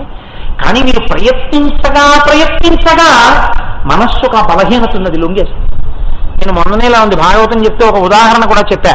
పల్లెటూళ్ళలో కొత్త గిత్త దూడని బండి కట్టేటప్పుడు రైతు బండిని పైకెత్తుతాడు, ఎత్తి దా దా దా అంటాడు, అదేం రాదు, అడిగిరుగుతుంది. తిరిగితే ఈయన ఏం చేస్తాడంటే బండిని ఇంకో రైతుని ఎత్తి పట్టుకోమని వెళ్ళి ఆ పలు పట్టుకుని లాక్కొస్తాడు. అదేమంత తొందరగా రాదు, భీష్మిస్తుంది శరీరాన్ని ఇలా పెట్టి. అది వెనకాల కొట్టి తోకను మిలిపెట్టి మొత్తానికి దగ్గర తీసుకొచ్చి ఆ కాడి కింద మెడబెట్టమంటాడు. ఒక్క నాటికి పెట్టదు. ఎలాగోలా పెట్టించి ఇలా మెళ్ళలో ఒక పాశం వేసి యువతల కొమ్ముకి వేసేస్తాడు. వేసేసి నడు అంటే ఇటు వెళ్ళిపోతుంది. ఇంకొక అనుభవం కలిగిన ఎద్దు ఉంటుంది, అది పాపం ముందుకు నడుస్తుంది, ఇది మాత్రం పక్కకి వెళ్ళిపోతుంది. ఈ కాడి జారిపోయి ఇలా వేలాడుకుంటుంది. అప్పుడు వచ్చి ఇంకో 4 దెబ్బలు కొడతాడు, కొట్టి మళ్ళీ కాడి సరిచేస్తాడు. ఇలా ఒక 3 నెలల్లో 4 నెలల్లో గడిచిపోతుంది. గడిచిపోయిన తర్వాత ఇప్పుడు ఇంకా వెళ్ళి ఎద్దుని పలుపు పట్టి తీసుకురాడు రైతు. ఎద్దు ఆ బండి యొక్క కొమ్మిలా పైకెత్తి రా అంటాడు. 2 ఎద్దులు వచ్చేసి దాని కింద పెట్టేస్తాయి. ఎలా లొంగిపోయింది ఎద్దు? పశువుగా ఉన్నది, జ్ఞానము లేనిది, కొన్నాళ్ల పరిశ్రమకి అభ్యాసానికి లొంగిపోయింది. ఇదే భగవద్గీతలో గీతాచార్యుడు చెప్తాడు, కర్మేంద్రియాలతో నువ్వు ప్రారంభం చేస్తే మనస్సు కొన్నాళ్ళకి లొంగుతుంది. ముందు ధ్యానంలోకి వెళ్ళిపోతానంటే నిలబడకపోవచ్చు. ముందు కర్మేంద్రియాలతో గుడికి వెళ్ళి ప్రదక్షిణం చెయ్యి, ఓ ఉత్సవం చెయ్యి, ఓ పూజ చెయ్యి. మెల్లమెల్లగా మెల్లమెల్లగా మనస్సు ఏమంటుందంటే ఇవాళ సాయంకాలం అయింది ఇంకా గుళ్ళోకి వెళ్ళలేదు అంటుంది. సాయంకాలం అయిపోయింది ఇంకా మనం ఇవాళ సంధ్యావందనం చేయలేదు అంటుంది. అంటే తను ఇతపూర్వం చెయ్యని వాటిని చెయ్యడానికి తను ఇష్టపడిపోతుంది. అందుకని నువ్వు అలా అభ్యాసం చేసి మనస్సుని వశం చేసుకుని ధ్యానంలోకి వెళ్ళి జాగ్రత్తగా గురువు యొక్క మాటలు వింటూ నయితి నయితి అంటూ జ్ఞాన మార్గంలో ప్రవేశించి ఆత్మని పట్టుకోవడం ఒక మార్గం. 2వ మార్గం శరణాగతి. శరణాగతి అత్యద్భుతమైన ప్రక్రియ. ఇది ఈ సాంప్రదాయం ఆ సాంప్రదాయం ఉండదు, అన్నిటిలో శరణాగతి ఉంటుంది. శరణాగతిలో ఒక్కటే గమ్మత్తు, మీరు బాగా గుర్తుపెట్టుకోండి. అందుకే మనం పూజ చేస్తే ఒక్కటే మాట చెప్తాం, అజ్ఞానినా మయా దోషాన శేషాన్ విహితాన్ హరే క్షమస్వత్వం క్షమస్వత్వం శేషశైల శిఖామణే వినా వెంకటేశం ననాథో ననాథ తదా వెంకటేశం స్మరామి స్మరామి హరే వెంకటేశ ప్రసీద ప్రసీద ప్రియం వెంకటేశ ప్రయచ్చ ప్రయచ్చ. ఏమన్నావు? వినా వెంకటేశం ననాథో ననాథ, నాకు వెంకటేశ్వరుడు కన్నా పరదైవం లేడు అన్నాడు. సోమవారం పూజ చేస్తే అన్నాడు, శరణం కరుణిందు శేఖర శరణం మే గిరిరాజ కన్యక శరణం పునరేవతాబుభౌ శరణం నాణ్యదుపైమి దైవతం. పార్వతీ పరమేశ్వరులారా నీకన్నా నాకు దైవం లేదండి. అప్పుడు వాళ్ళిద్దరూ మొహాలు చిప్పించుకుని పూజామందిరంలోంచి నీ పార్టీయో నా పార్టీయో తేల్చుకున్నా కొత్త లేచి వెళ్ళిపోతారేంటి? శాస్త్రం అంది ఉన్నది ఒక్కటే పదార్థం రా, ఏకత్వమేవ బహుదా భవభాసిలోకే నిశంకధీర్ వృషభేతన మల్లినాథ శ్రీ భ్రామరి ప్రియ సుఖాశ్రయలోకనాథ. ఉన్న ఒక పదార్థమే, నీ మనస్సు ఎంత తొందరగా దేని యందు లగ్నము కాగలదో దాని యందు ఈశ్వరుడిగా నువ్వు భావన చేస్తున్నావు. చిట్ట చివరికి ఏంటి? నామరూపాలు వదిలిపెట్టేయాలి. దీనికి వివేకానందుడు ఒక గొప్ప ఉపమానం చెప్తాడు. గోడ దూకెయ్యాలనుకున్నటువంటి వ్యక్తి ఒక కర్రని చేతిలో పట్టుకుని పరిగెత్తి పరిగెత్తి పరిగెత్తి పరిగెత్తి గోడకి కొంచెం దూరంలో ఉండగా చేతిలో పట్టుకున్నటువంటి కర్రని భూమికి తాకించి తన శరీరాన్ని పైకి లేపి గోడ నుంచి అవతలకి దూకేస్తాడు. దూకేసేటప్పుడు తన పట్టుకొచ్చినటువంటి కర్రని, అయ్యో కర్ర ఇంత ఉపకారం చేశావు, ఇంత దూరం వచ్చావు, నా శరీరం పైకెత్తావు, నాతో పాటు నువ్వు గోడలకు రాని పట్టుకెడితే కింద పడిపోతాడు. కర్రని ఇటు వదిలేస్తాడు, తాను గోడ కట్టుబడిపోతాడు. నామరూపాలతో కూడిన ఉపాసన చివరికి నామరూపాతీతమైనటువంటి పరబ్రహ్మాన్ని పట్టుకోవడానికి ప్రాతిపదిక కావాలి. స్త్రీ పురుష నపుంసక మూర్తియును కాక, తిరియక అమర నరాది మూర్తియును కాక, కర్మ గుణభేద పదసత్ర కాశికాక, వెనుకనన్నియు తామకు విభుతలంతు అన్న స్థితికి వెళ్ళిపోతుంది. తస్మై నమ పరేశాయ బ్రహ్మణేనంత శక్తయే అరూపజోరు రూపాయ నమాశ్చర్య కర్మణే నమ శాంతాయ ఘోరాయ మూఢాయ గుణధర్మిణే నిర్విశేషాయ కామ్యాయ నమో జ్ఞానఘనాయ క్షేత్రజ్ఞాయ నమస్తుభ్యం మహాధ్యక్ష సాక్షిణే పురుషాయ మూల ప్రకృతయే నమః సోహం విశ్వసృజం విశ్వమవిశ్వం విశ్వవేదకం విశ్వాత్మానం పరం బ్రహ్మ ప్రణతోస్మి పరమం పదం యోగరంధిత కర్మాణో హృదియోగ విభావతే యోగినోయం ప్రపశ్యంతి యోగీశం తం నతోస్మృహం నమో నమస్తే కిల కారణాయ నిష్కారణాయ అద్భుత కారణాయ సర్వాగమన్నాయ మహార్ణవాయ నమోపవర్గాయ పరాయణాయ. నామరూపాతీతమైనటువంటి పరబ్రహ్మమును పూజించగలిగినటువంటి స్థితికి వెళ్ళిపోతాడు. ఆఖరికి సోహం సోహం అంటాడు. అదే ఇక్కడుంది, దానికి దీనికి తేడా లేదంటాడు. ఇక్కడే ఇప్పుడే ఈ స్థితిలోనే సద్యోజాతం ప్రపద్యాన్ని సద్యోజాతాయ వై నమో నమః భవే భవే నాకి భవే భవస్వనాన్ భవోద్భవాయ నమః. నేను ఆత్మస్వరూపినయ్యున్నాను, నేను జీవుడను కాను, నేను పాపిని కాను అంటాడు. అప్పుడు ప్రారంధం అనుభవించి సాక్షిగా శరీరాన్ని పడగొడుతున్నాడు. అలా పడగొట్టగలిగినటువంటి స్థితికి దిగినటువంటి వాడు జ్ఞాని. ఆ జ్ఞానము నీకు ఈశ్వరానుగ్రహంతో వస్తోంది. దానికి శరణాగతి ఒక మార్గము. ఈ శరణాగతిలో మీరు ఏం చేస్తారు? నోటితో అనడం శరణాగతి కాదు. శరణాగతి అనగా ఇతపూర్వము మీకు ఏవి ఆలంబనములు ఉపకారము చేసే వస్తువులని మీరు నమ్మారో ఇప్పుడు అవి మీ శత్రువులని మీరు గుర్తించుట. అంతే శరణాగతి అంటే. ఇతపూర్వం అంతా మీరేమన్నారు? మా ఆవిడ నా రక్షకురాలు, నా పిల్లలు నా రక్షకులు, నా ఉద్యోగం నన్ను రక్షిస్తుంది, నా కొడుకు నన్ను రక్షిస్తాడు, నా కూతురు నన్ను రక్షిస్తుంది, ఈ శరీరం నన్ను రక్షిస్తుంది, నేను చేసిన పూజలు రక్షిస్తాయి, నా పుణ్యం రక్షిస్తుంది అన్నాడు. ఇప్పుడేమంటున్నాడు? కాదు కాదు, ఇవన్నీ రక్షకులు కావు, ఇవన్నీ ఏవో కొంతవరకు మాత్రమే ఉపయోగపడతాయి. నిజంగా ఈ శరీరము పడిపోయేటటువంటి స్థితి వచ్చిన తరువాత ఈశ్వరుణ్ణి పొందేటట్టుగా చెయ్యగలిగిన శక్తి వేటికి లేదు. వీటిని పొందేటట్టుగా చెయ్యగలిగిన వాడు పరమాత్మ ఒక్కడే. ఇవన్నీ నన్ను రక్షిస్తాయా? రక్షించవు. ఇది ఎప్పుడు తెలుసుకున్నాడు? ఒకప్పుడు తెలుసుకున్నాడు. అందుకే నిత్యపారాయణం గజేంద్ర మోక్షానికి ఇచ్చారు. 10 లక్షల కోట్ల భార్యలు కలిగినటువంటి గజేంద్రుడు భాగవతంలో వీళ్ళందరూ నా వాళ్ళు రక్షిస్తారని తిరిగాడు. తీరా నిజంగా మొసలి పట్టుకుంటే మకరితోడపోరు మాతంగ విభుని ఒక్కరిని డించిపోవ కాళ్ళురాక కోరి చూచుచుండి కుంజరీయు డబ్బు మగలు తగులు కారు మగువలకును. ఎవరు రక్షించారు? ఇప్పుడు శరణాగతి చేశాడు. ఎప్పుడు చేశాడు శరణాగతి? ఇత పూర్వం అంతా నా వాళ్ళు అనుకున్న వాళ్ళు ఎవరున్నారో వాళ్ళెవ్వరూ నన్ను రక్షించరని తెలుసుకున్నాడు. పృథుశక్తిన్ గజమాజలగ్రహముతో పెక్కెండ్లు పోరాడి సంశిథిలంబై తనలాము వైరి బలముంచింతించి మిథ్యామనోరథం ఇంకేటికి దీని గెల్వసరి పోరంజాలరాదంచు ఇట్లనే పూర్వపుణ్యఫల దివ్య జ్ఞాన సంపత్తితో పూర్వం చేసుకున్న పుణ్యం వల్ల ఇప్పుడు శరణాగతి చేశాడు. శరణాగతి చేసినప్పుడు వీళ్ళెవ్వరూ రక్షించరని తెలుసుకుని నువ్వు రక్షించేవాడిని కాబట్టి రక్షించేస్తావు అంతే. కాబట్టి లావొక్కింతజులేరు ధైర్యము విలోలంబయ్య ప్రాణంబులాభావం తప్పెన ముచ్చవచ్చే తనవు దక్షని శ్రమంబయ్యడి నీవే తప్పది తప్పరం బెరుగా మన్నింపంతకున్ దీనుని రావే ఈశ్వర కామవే వరద సంరక్షింపు భద్రత్మక. ఎందుకు రక్షించాలి నిన్ను అలాగా? అంటే అలా రక్షించడం నీ లక్ష్యం. పిలిస్తే నువ్వు రక్షిస్తావు. రక్షించడం కూడా ఎలా రక్షిస్తావో తెలుసా? ఇన్నాళ్ళు నువ్వు ఎప్పుడూ నన్ను పిలవలేదే, పూజ చేయలేదే, ఒంట్లో ఓటుకుండగా నన్ను ఆరాధన చేయలేదే, ఇప్పుడు చచ్చిపోయే రోజున మొసలి పీకేస్తే నీ గుర్తొచ్చానా? ఎందుకు రావాలంటావేమో. లీలతో నా మొరాలింపడే మరగుల మరలెంగుచు తన్ను మరగువాడు. అలా నన్ను అడిగేటటువంటి వాడు కాదు పరమాత్మ.